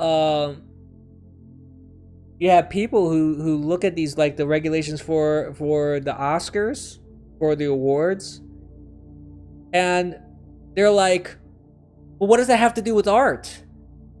Aren't you supposed to award the movie that is the best, has the best actors, the best story, the best plot, the best message. Wasn't that the whole point of the Oscars? Oh, socialization is ridiculous. What happens in society with young boys and girls nowadays, I mean, I can't even imagine how confusing it must be to be a child nowadays. Because, I mean, it was already kind of fucked up when I was growing up. Don't get me wrong. It's not like it was all peachy keen and you know, roses and unicorns and puppies. It was pretty fucked up back then too. But nowadays, you have schools that are basically and you have state of California and New York. Like, New York is pushing regulations. This isn't a law yet, but the school boards are saying that schools should help children transition without parents' knowledge, you know, and approval. And in California, I don't know if they passed it already, but they were considering a law doing that. It's already that way in California, that if you don't give your kid hormones, that the state can force that on your child without your consent, which is insanity. It is insanity.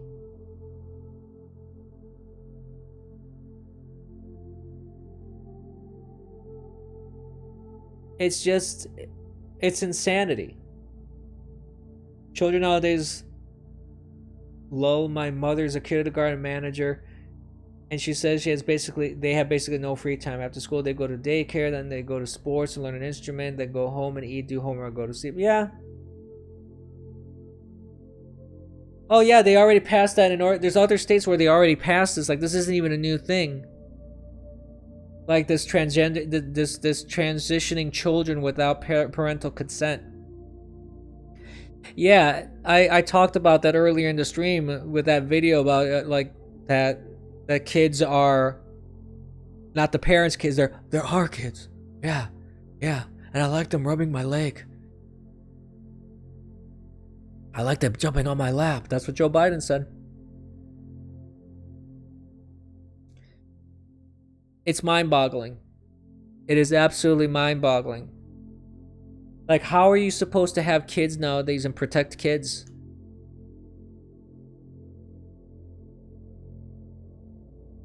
That's my question. Like, if you're a parent out there, leave a comment. I'm curious. How do you protect your kids from this? Like, if the government could just come and swoop in and go, oh yeah, we're just gonna pump hormones up their ass and we're gonna chop their dicks off, and you know, we're gonna tell them, you're really a girl, you're really a girl, you're really a girl. But now dilate your festering, you know, rotting wound that used to be functioning genitalia. How do you even do that?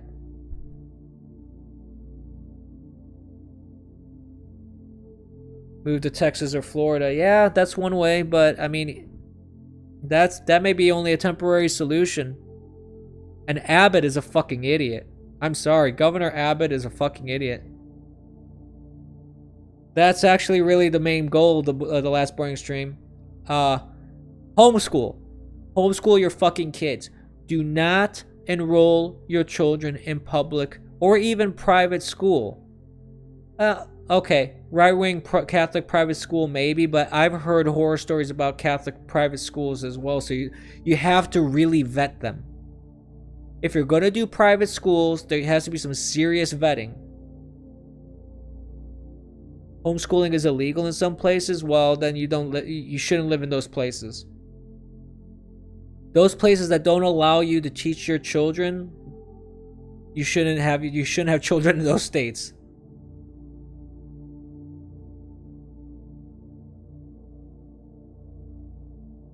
So, that would be my advice. The advice of the stream is, freaking homeschool your kids. For the love of God. And for the love of your kids, do not send them to public school. Idaho has some of the best homeschooling stuff? Okay, cool. That's good to know. But it's Idaho. Do you really want to live in Idaho?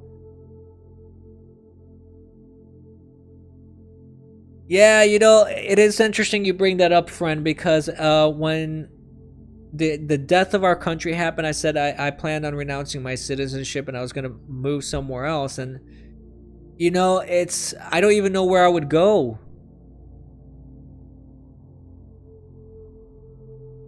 Yeah, a real degree. Yeah, I'd have some of the best homeschooling deals. Degree signed for your parents is under Idaho law equivalent to a public school degree. Yeah.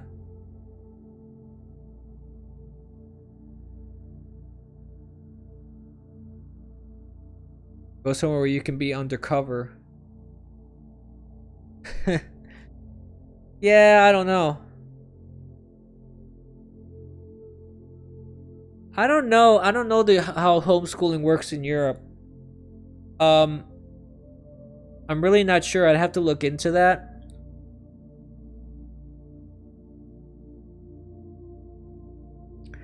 Yes, that's true. A lot of people said they would move to Canada.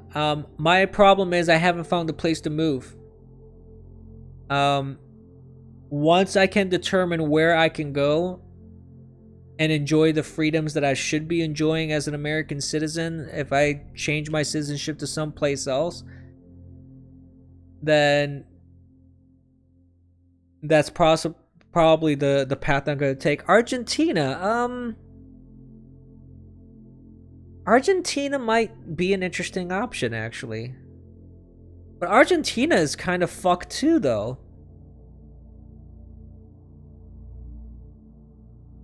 Yeah, the whole BRICS thing is actually very interesting, though I don't like the fact that you have countries like socialist, communist countries like Venezuela trying to sign up on it. There's a lot of shit countries that are signing up on it. But it will create an interesting global economic kind of rebalancing, I guess. So that's something to think about, how this whole BRICS thing will play out. I don't know how it will play out. So I'm curious about that. But I definitely would need to do some research into countries and see what my option is. Unless there's a way, really what the best way to make this work is? The best way to make this work is that you live on the ocean, or you're in international waters. I think that may be your best option.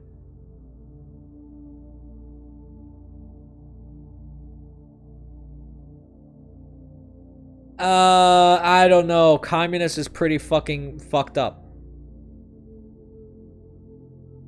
No, the U.S. Virgin Islands, they help Epstein. They're all full pedo crap. Maybe the U.K. Virgin Islands might be a little better, but it's related to the U.K., so that's another fuck up.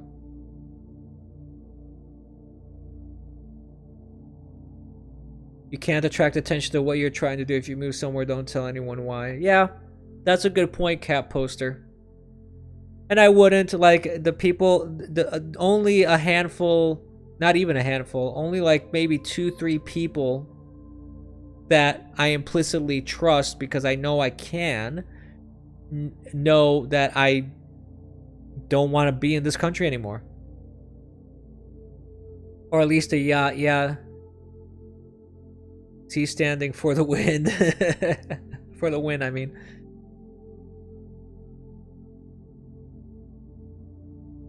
In Vietnam, really? That would be interesting. Well, I mean, I do find it interesting that people like Snowden, Tara Reid, and such are going to Russia, and it seems like they're enjoying some pretty much a normal life there.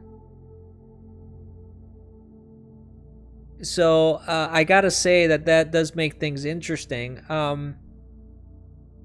To me, though, the kind of barrier that I have is that I would have to. There are certain things I need to do to divest myself of the United States if I were to leave. And again, I still feel, unless things change, unless things change, I fully intend to follow through with what I said I was gonna do. It's just that I can't put a timetable on it though. That's the only problem.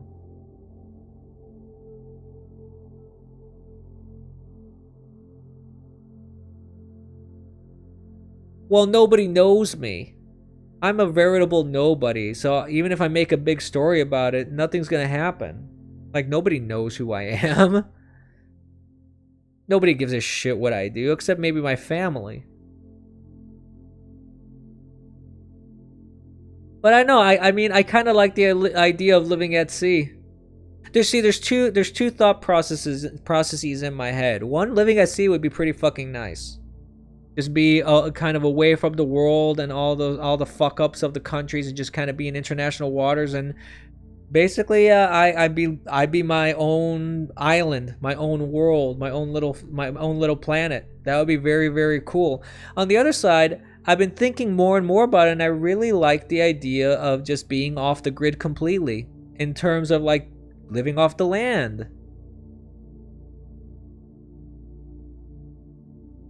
And that's kind of a nice thing too, because I do like nature, even though allergies aren't really... See, allergies is probably what would prevent me from being one of those living off the land kind of people. Yeah, living off Palau would be nice. Yeah. I would just have to find ways to I would have to find ways to generate income for resourcing, to get resources, get food and all that kind of stuff.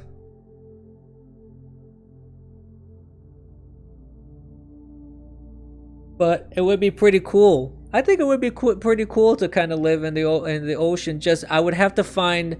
My only concern about living in the ocean is, like, I don't want to get caught in storms and the hurricanes and then, you know, capsize and sink and be the next Titanic. That would be the last thing I would want. So I would have to stay close to coasts,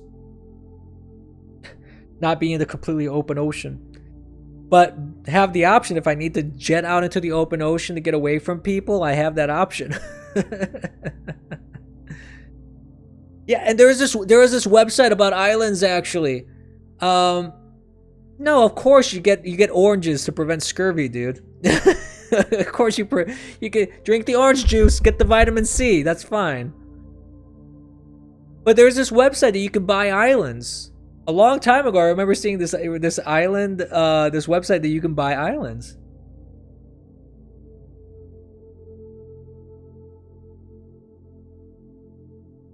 Yeah, that's the thing too. The government could just take and seize it. But I mean, they seized this Russian oligarch's yacht, for example. They seized his yacht.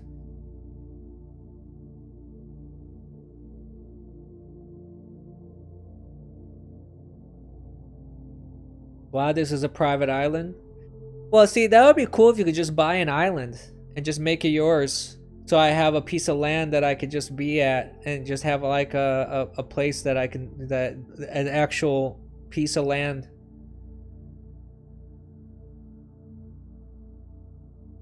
So I don't know. I mean, there's all the I know that, you know, all these things that we're talking about are kind of fanciful in a way.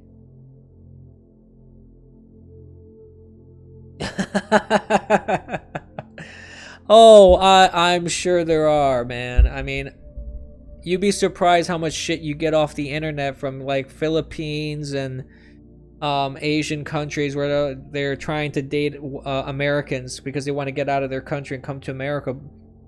I've gotten all these like shit on in my private messages that I just block all the time. And it's funny because I don't even have my face on my profile. That's the funniest thing.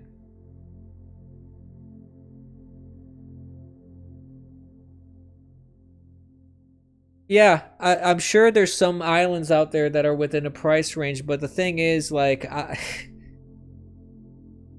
financially, I'm not even close to under $1 million. Like, I can't buy something that's about $1 million or like $500,000-$700,000 or something like that. I don't have those financial means at the moment. There's a couple things I'm setting up right now with my businesses that I'm trying to get going.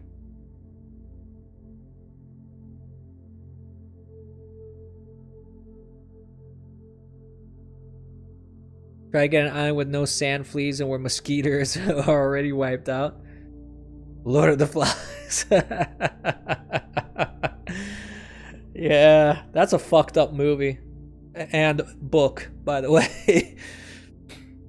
But, you know, I like the idea. I like the idea of just kind of getting away from society, getting away from all this bullshit and this nonsense, just being off the grid. Having an independent power source, being able to just have my own resources and just be my own thing. I think that would be some nice living. It just has to be planned out very well, so you know there's never an issue of fuel, food, water, all those kind of things, and be able to access some resources, like if I ever need a doctor or if I ever need you know, whatever. I don't know about Alaska. That's cold. I don't like the cold. I'm not a cold kind of person. If only space was real. Oh god, man. That would be interesting to be able to go out and live in space. That would be the ultimate, you know, just say fuck it all and just leave the planet. Like I'm done with Earth, I'm out. Like, peace out, motherfuckers. Just take a rocket out there. That would be hilarious, dude.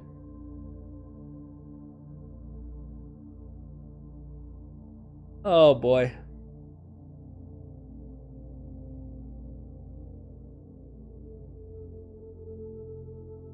Final freedom will be escaping on a 99.999% light-speed generation ship with an orthogonal direction. in an orthogonal direction. Yeah, possibly. I don't know. I mean, it's just fun to talk about these sort of things. The reality of actually the pragmatics of it are not very easy to make that happen. But I'm a man of my word. If anything, I'm a man of my word, and I do, unless, like I said, unless things change, unless there's evidence that I see that things are going in a better direction and elections are have more integrity and legitimacy to them, and you actually have things getting fixed rather than continuously more and more broken, then maybe I'll change my mind on this end goal. But for now, I see no reason. Like, no, I'm not talking about democracy. I'm just talking about a semi-functional system that, in a way, we sort of kind of had for a while in this country. There was some representation in our government for a while. It was hardly perfect, but things since like the 1960s until present day have been royally fucked up.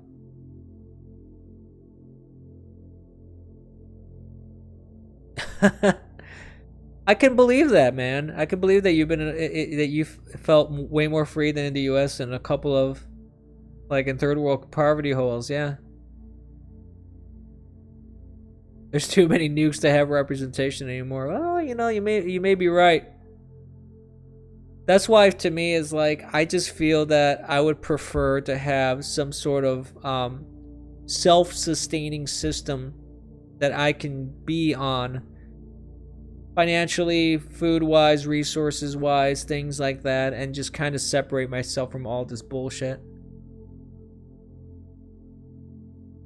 I really would.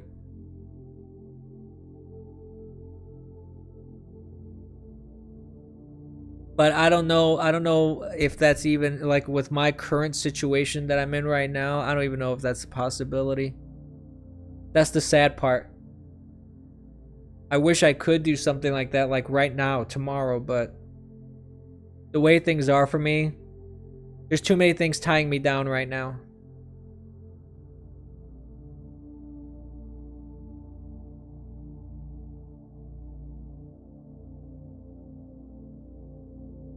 Oh, is that so? Cat poster. Oh, that's interesting.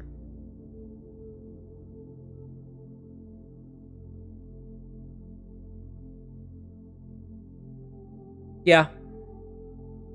That really is the thing, Orthodox. Like, I'm not one of those people that, like, do you have people out there that hate their family, or they don't have anybody that cares for them, or they don't care for anybody? Um, my family is a pretty close knit family, actually,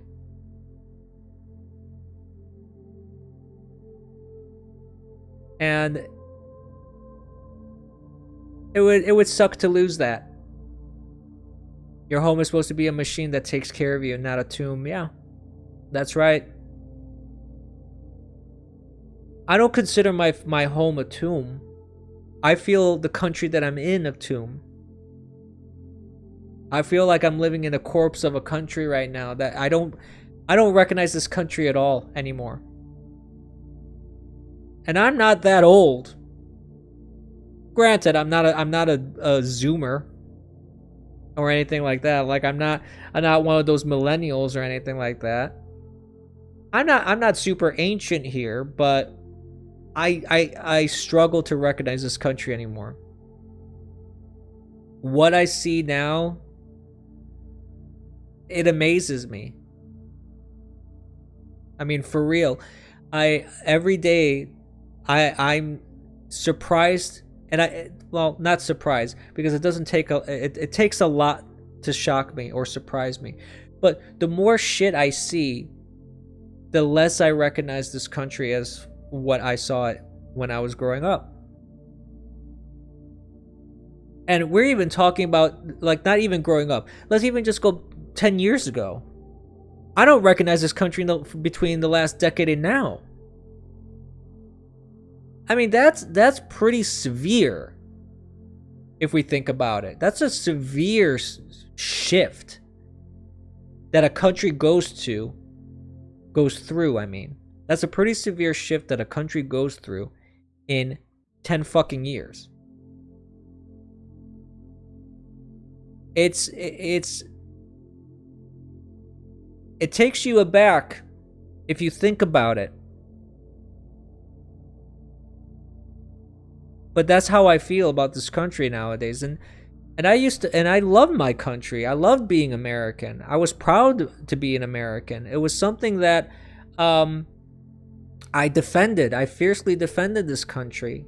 If people would talk down on it, saying, this country is shit and things like that, like when I was in my travels and such, and people overseas and etc. Because I've done a lot of traveling in my lifetime, and you would have some people say they loved America, and some people say they thought America was a terrible country, and I would fiercely defend my country.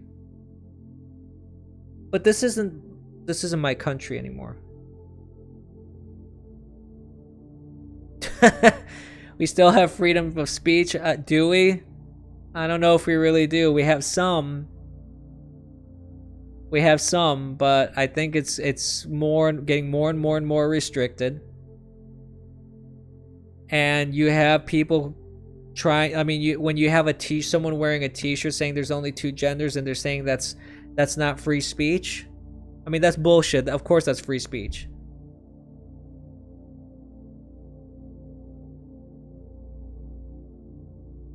What do you mean? What does it matter if I can't act on what I want to do? Like living living in the ocean? You mean something like that? Like going out to sea?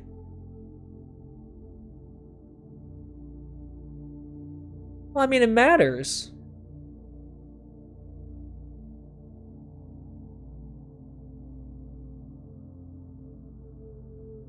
Yeah, you can, but you can't.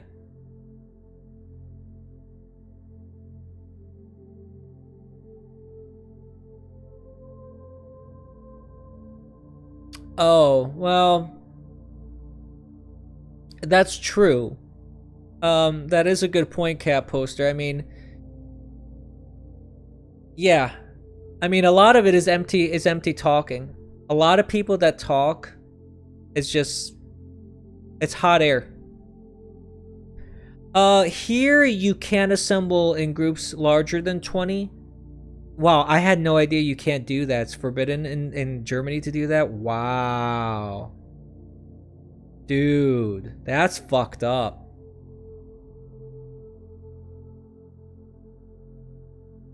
No, I assume like I assume that people more than 20 people can get together for like weddings and things like that, but for like or even for weddings, like if you have a wedding, you can't have more than 20 guests at your weddings? That doesn't make any sense.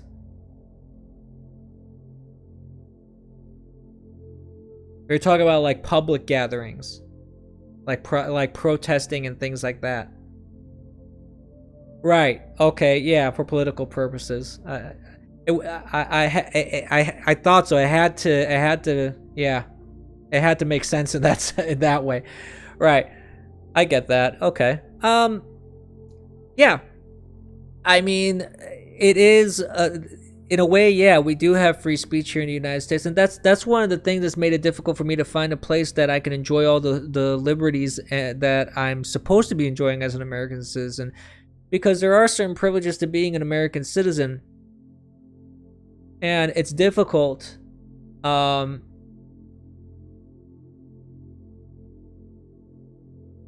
So it's hard to find countries that like constitutionally, I don't think there's any country. I think Steven Crowder said this one time that there's no country in the world, actually, no country in the world that enshrines free speech and certain and unalienable rights the way the United States does in our Constitution. If you're gonna move to Germany to troll hard Orthodox, you have to live stream. We gotta see it. You will find that the rules are not very flexible. Yeah. Having rights is totally overrated. I don't know, man. I mean, I like that if you whoa, sorry about that. I made my microphone buzz. You'll pass out pamphlet. Oh my god. Yeah, you're gonna. Well, actually, no. The only thing you need to really do, Orthodox, to piss off Germans, is actually just hand out little German flags. Because Angela Merkel, when someone pulled out a little German flag, she got completely like, she lost her mind. So really, you don't even need to go into that direction. All you need to do is just be patriotic. Say, Germany, fatherland, fantastic. Yes, yeah.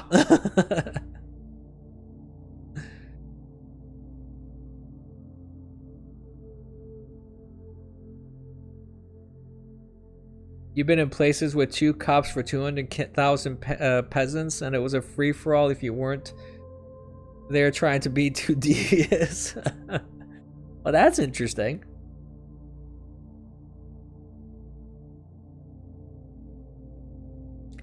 See, I've been in places where if you just kind of live your life and don't really give a shit about anything else, you just kind of do your own thing. Nobody really, like the government, nobody really goes and bothers you. It's when, if you start stirring the pot, that's when things get bad.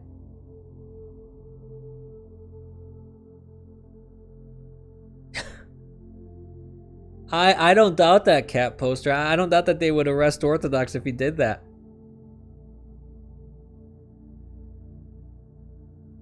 Yeah. Wouldn't surprise me one bit. I mean, in the UK, they're arresting people just for a mean tweet or a mean post on Facebook.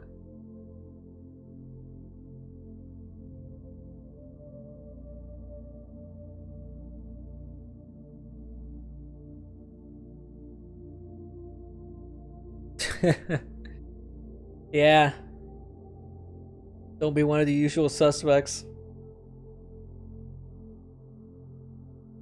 Yeah, I'm sure that I don't doubt that at all, that they would arrest you.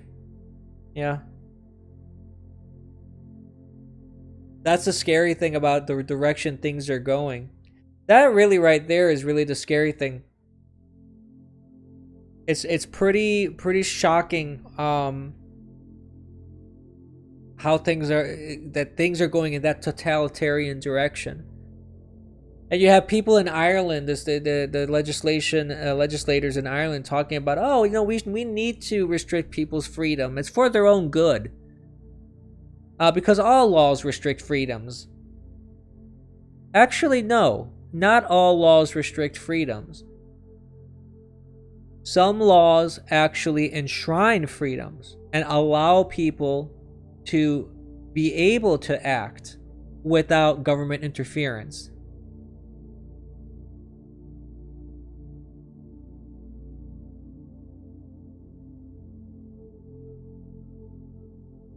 Yeah, I don't know. To me, Germany is kind of a paused country, frankly. A lot of countries in Europe are.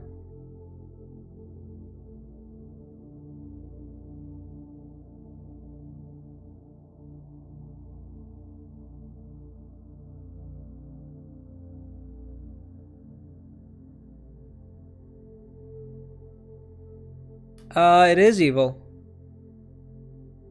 Yeah. Well, they do that here too. I mean, that's standard. Anybody that has a dissenting opinion, like what do they think? What do you think they're saying about RFK Jr.? You know, they're saying that he's a kook, that he's a conspiracy theorist. They did the same with Joe Rogan.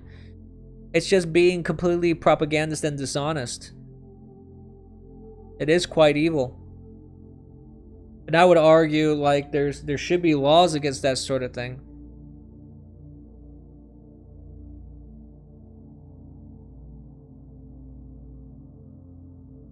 Oh, be careful with that language, Boring. I don't want. Are you a sovereign citizen, sir? Are you being detained?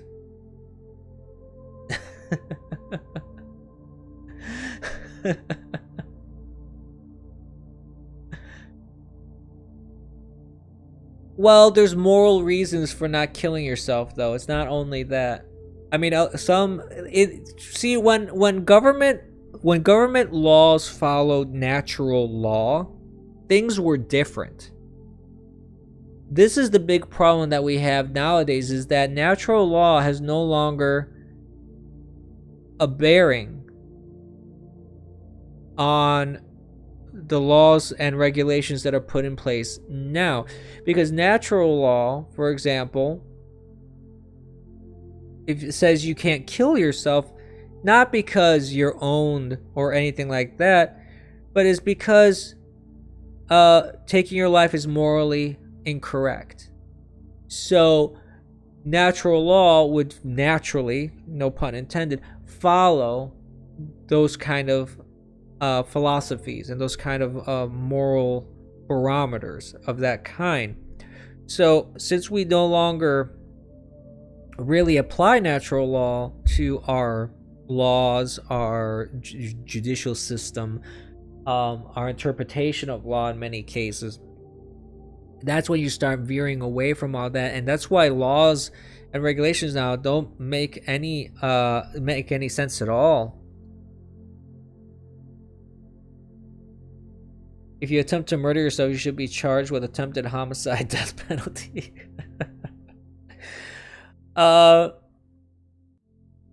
You know, it would be funny to try and argue that in a court. I would love to see a lawyer try and argue that one.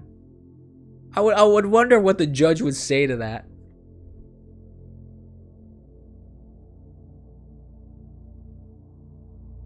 I guess it depends on the legal definitions of, murder and suicide as it relates to the same person. Like, are you murdering yourself, or suicide a legally like distinct act compared to murder? Which I would assume that that's the case, which is why you can't arrest someone for trying to suicide them, like trying to murder themselves. But I don't know. That's interesting.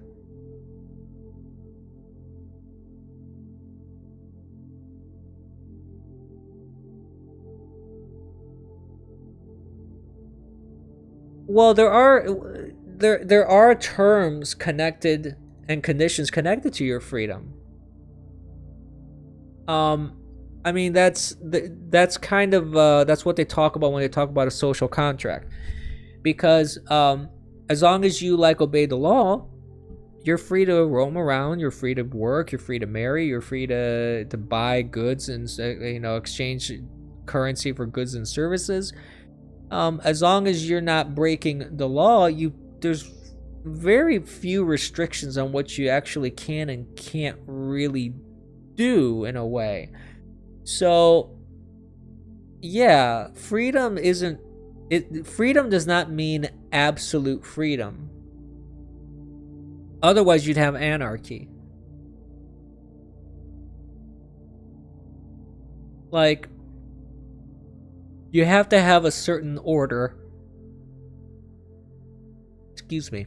You have to have a certain order in society. And in order to maintain that certain order in society, there has to be some social boundaries.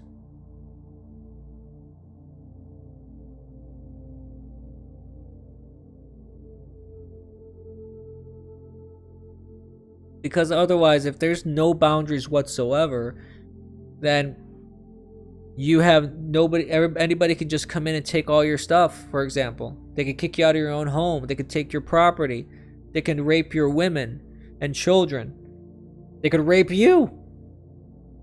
So it's like, so yeah, there has to be some degree of, you don't encroach on other people.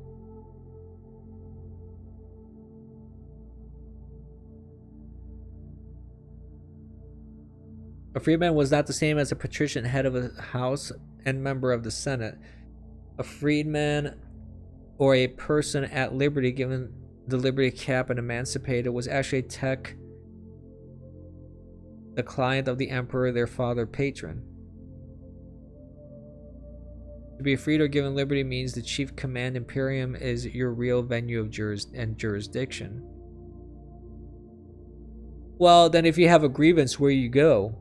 I mean, it uses the same structures that everybody else uses. You're emancipated from your father and onto the state. Okay, I think we're back. I don't know what happened. My connection got potatoed for a second there. The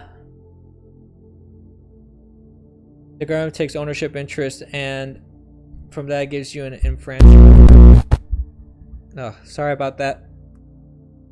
Well, see, now you're sounding like a sovereign citizen when you're saying that.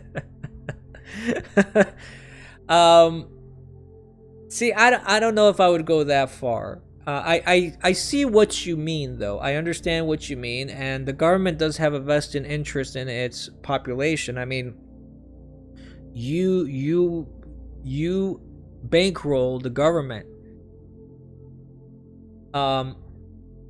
Obviously they want soldiers, they want taxpayers, they want people to contribute to the economy. So yeah, the government has a vested interest in its citizens. I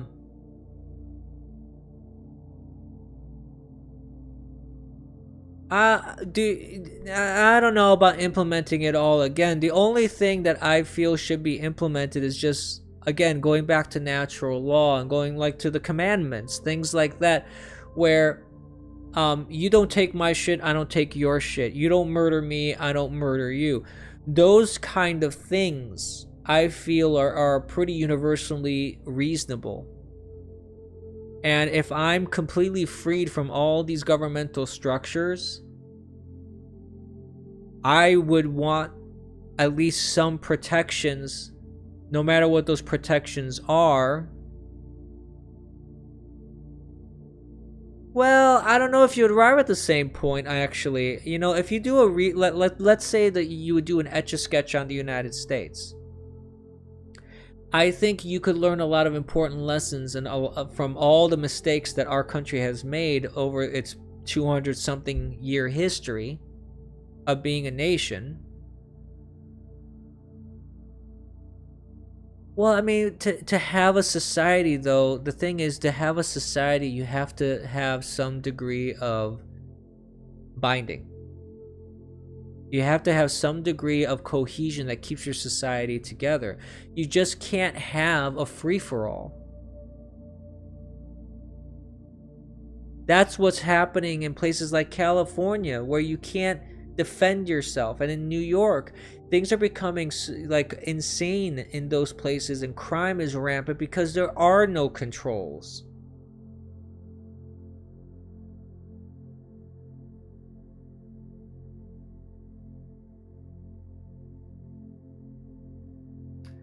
So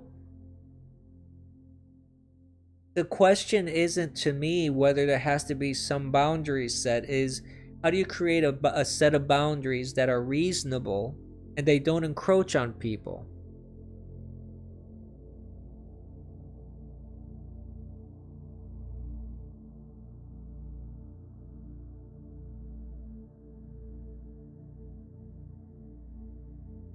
In a way, yeah. In a way, we are still slaves. We are all slaves, in a way, to the state. I agree. There's a lot of problems. Um, there's a problem. There's a lot of problems with how the government interacts with its citizens, the American government specifically, and there's a lot of problems with the legal structures put in place where you don't have a balance.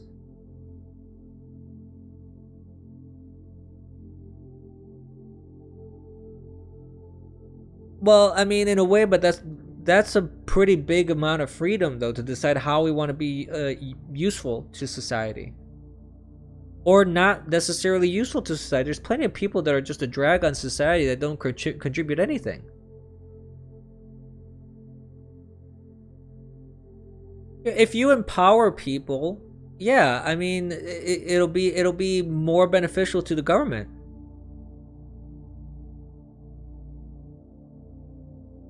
That's not incorrect, Cat Poster. Yeah.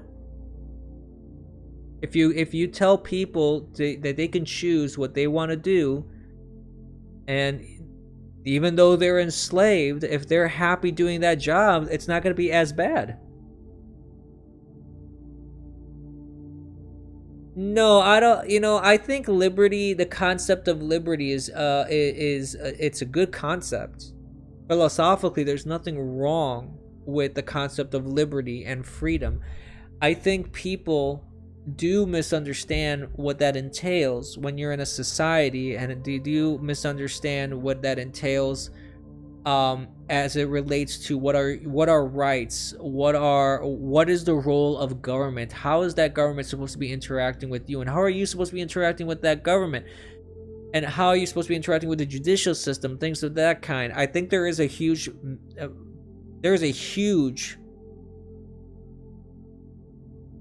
bad balance here. Things are very unbalanced in a lot of ways.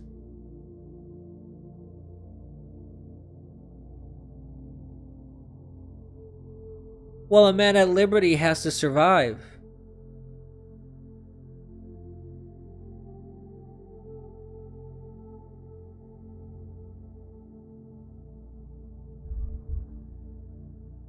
You're entrusted with the blessing.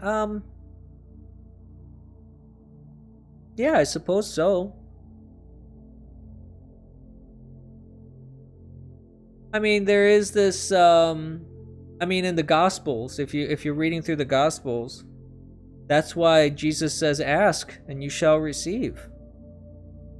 Knock and the door will open." Like, you have to play your part. You have to do your part. You can't just sit there in the middle of the desert and just like wait for everything to come to you.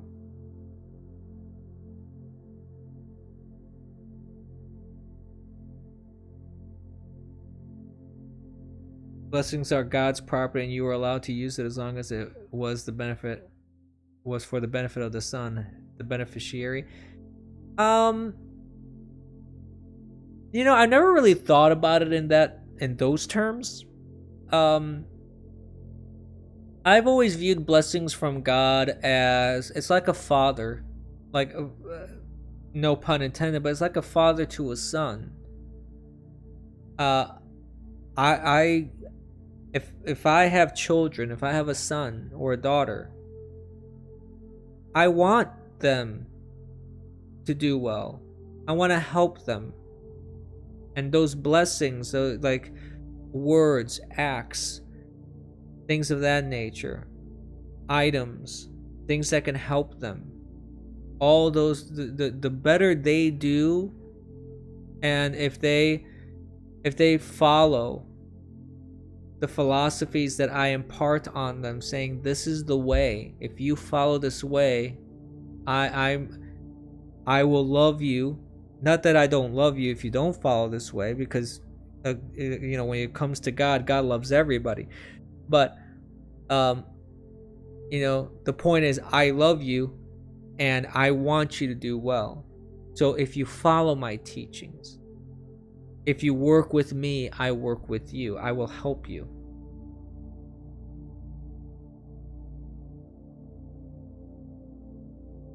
People imagine freedom as you can do anything. It means you are supposed to be reasonable about yourself. Well, yeah, the fact that the one thing about freedom is that in theory you can do anything, but that doesn't mean you should do anything.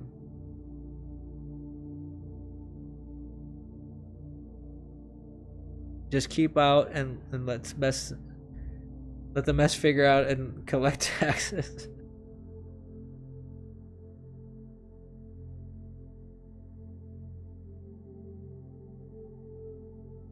Well, in a way, yes. Your property does belong to your heirs, if you have heirs. Well, I don't know. I never quite viewed it in that fashion. I don't know if I necessarily agree with that boring. So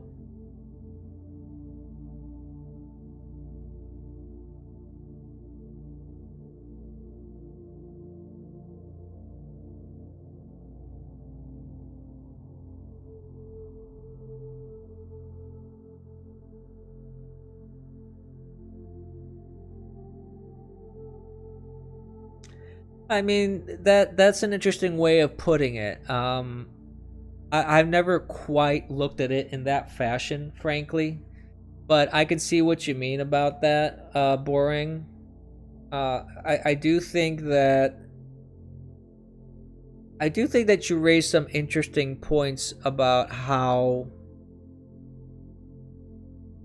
property and all that, and freedom are kind of on a pragmatic level. I mean, that's a pretty good allegory that you're putting down. I do feel again that it kind of depends on a few things. I guess where I'm trying to get at is that individually as a family unit, yes, there's that way to look at it, that the property isn't yours, it's for your heirs. That absolute freedom doesn't mean you can do anything. You have to make the right choices. And I think that for example, if you look back in the pioneer days, for example, I don't necessarily think that that's how they thought, but they may not have expressed it in this fashion. But I think the thought process is very similar to that, where they would just go stake a piece of land and make a living out for themselves, and saying, this is what, this is for us and for our children and for our children's children and things like that. So you do have that kind of long-term, bigger picture thinking. At the same time, though, you also have just living in the moment, saying, well, we just got to survive.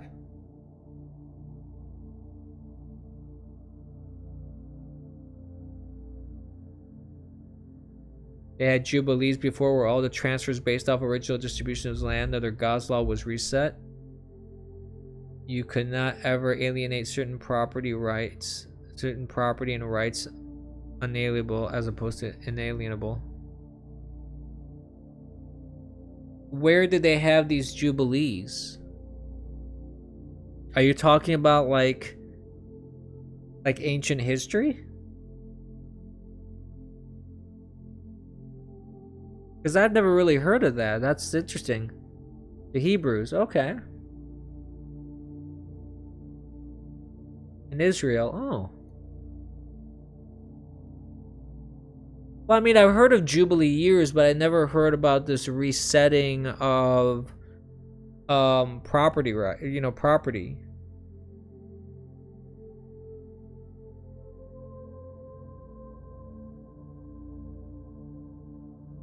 Huh. Well, God divided the land, that was final. And same in all of Europe, yeah.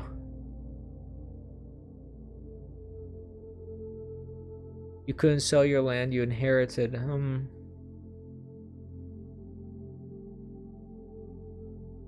Well, I mean, I think a lot of people, even in this day and age, like forget about that for a moment. But I'm saying in this day and age, I think a lot of people don't realize the value of having like land, to inherit land. I've heard stories of people that inherited homes and such from their parents that passed away, and then they just let it rot. They just let it sit and rot, and they just don't, like, they don't care. And I'm like, you don't understand what you're losing. And it's not even the financial, and there's nothing, it's not the financial thing about it. I mean, if you think about, to me, it's more of the sentimental thing, the emotional attachment and just the history attached to it, your family line. You're just squandering your own family's history and genealogy, and to me, that's pretty bad. I mean, if you can't even respect your own self and your own history and your parents, your grandparents, like, how do you expect to respect anybody else?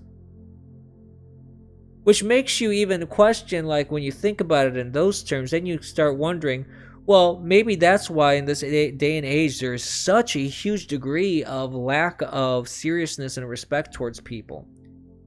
Because there is no concept of respect anymore.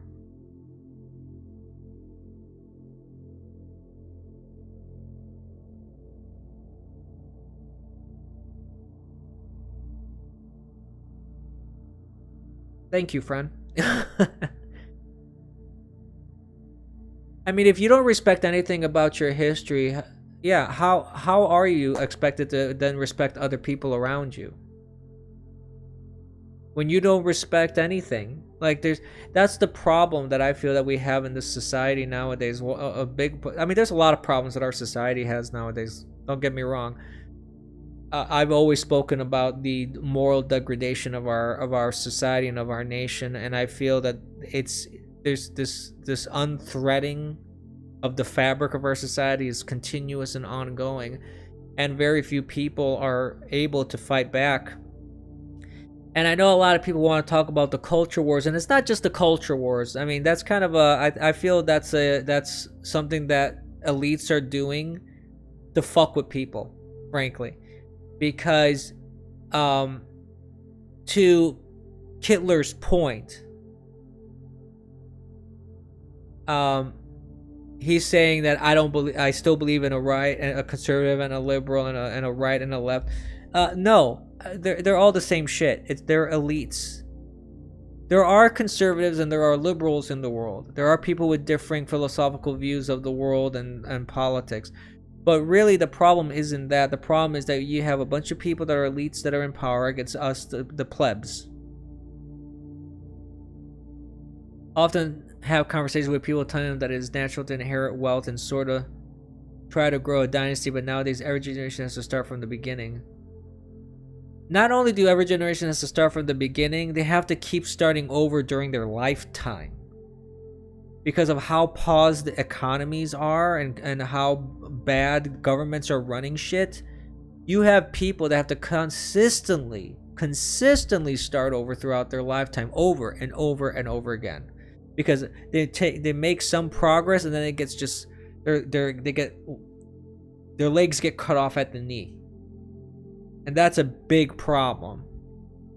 As all the lands held in common in 1500-ish was divided and parceled and parted off into titled land.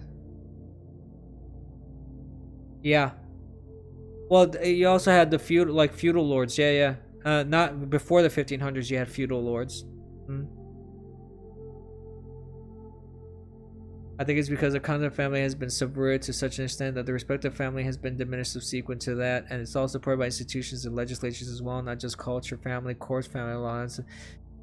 Yeah, friend, that's a huge contributing factor. The dismantling of the nuclear family is probably one of the biggest contributors to the degradation of our society. I would have to say that, yeah. In an ideal society, our fathers will provide you with a job and a home when you become an adult, and you would do the same for your son. Yeah. I mean, if not your father, at least a close-knit community. I think in an ideal society, you would have a nuclear family. You would have a close-knit society, this is what we used to have. We used to have close-knit societies and communities that they had a community of doctors that took care of all their needs, that knew these people for generations, so it was even easier to understand like things being inherited. You had a better system, a spiritual system of support. There was a lot better societal infrastructure at that time, if we want to call it that. Societal infrastructure, I guess. The whole throwing kids out at 18 and leaving them no inheritance would have been as a total abdication of father's rule. Yes, that is one thing that that's always puzzled me about American way of thinking. Like, your kid turns 18, all right, out, done. Yeah, dowries, of course, yeah. You transfer wealth to the next generation so they don't have to be slaves and grow the family, yeah.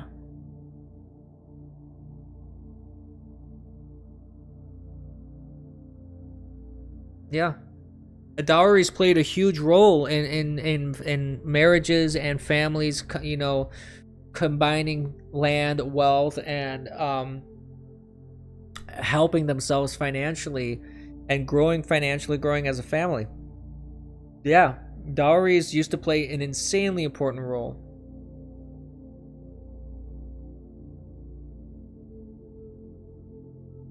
The government wants slaves. It has taken over the role of quasi-provider, thus enabling single motherhood, whilst undermining men being able to start a family and pass on wealth in the family, thus creating generational wealth. Yeah. I mean, the government has been one of the biggest subsidizers of all this degradation that we see, in all honesty. I wonder if TTS works here. 1 second. No, I'm in the wrong browser. Okay, never mind. But yeah, I said I was gonna stop the stream about 50 minutes ago. Something like that. I think we're gonna wrap it up here. It's getting kind of late, and I want to just kind of chill before hitting the hay here. I have a few things I gotta take care of tomorrow. So, I mean, this is an amazing conversation, guys. Actually, like, this is the kind of topics of conversation that I find incredibly fascinating. To be honest with you, I feel that a lot of people, like, more people should be talking about this sort of stuff. I feel. And unfortunately, people are so focused on fighting over stupid bullshit nonsense and not focusing on the real problems that we have in our society. And I think if people actually started paying a bit more attention, maybe we can reverse course and kind of rectify some of these things. But yeah, I really wish I could stay and continue having these conversations here. But I'm going to call it a night, guys. I want to thank you guys for watching. And of course, I got to leave with my usual send off. But before I do my send off, I want to say any support that you guys can offer, I would love that. I actually feel like I want to start doing this more regularly again. I'm thinking about, like I said, the schedule. You're very welcome, friend. Thank you. I'm thinking about doing a regular schedule with this. Maybe I'll try every Tuesday. I appreciate that, boring. Last boring stream. I appreciate that. I think I think Realms is a pretty cool website. Nice, you got a working YouTube account again. Great, I appreciate the sub, man. Yeah, subscribe, hit the notification bell. It helps the algorithm, obviously. So the more stuff you smack and click on and like, the better. So and if you guys help grow this, that would be amazing. But I'm definitely thinking about trying to do this. We could start because I have stuff that happens on Monday sometimes, so Monday isn't really a good thing. But starting on, let's say, the 27th, next Tuesday, maybe I could do a weekly stream, and we'll try and figure out how to get this up and running again, because I do feel like I kind of want to get back into it. I enjoy streaming, actually. I do enjoy ranting, and I hope it's entertaining to people. So I just wanna make it a fun time for all. So thank you guys. I will sign off, and remember, kids, don't be complacent. Talk to you later. Bye.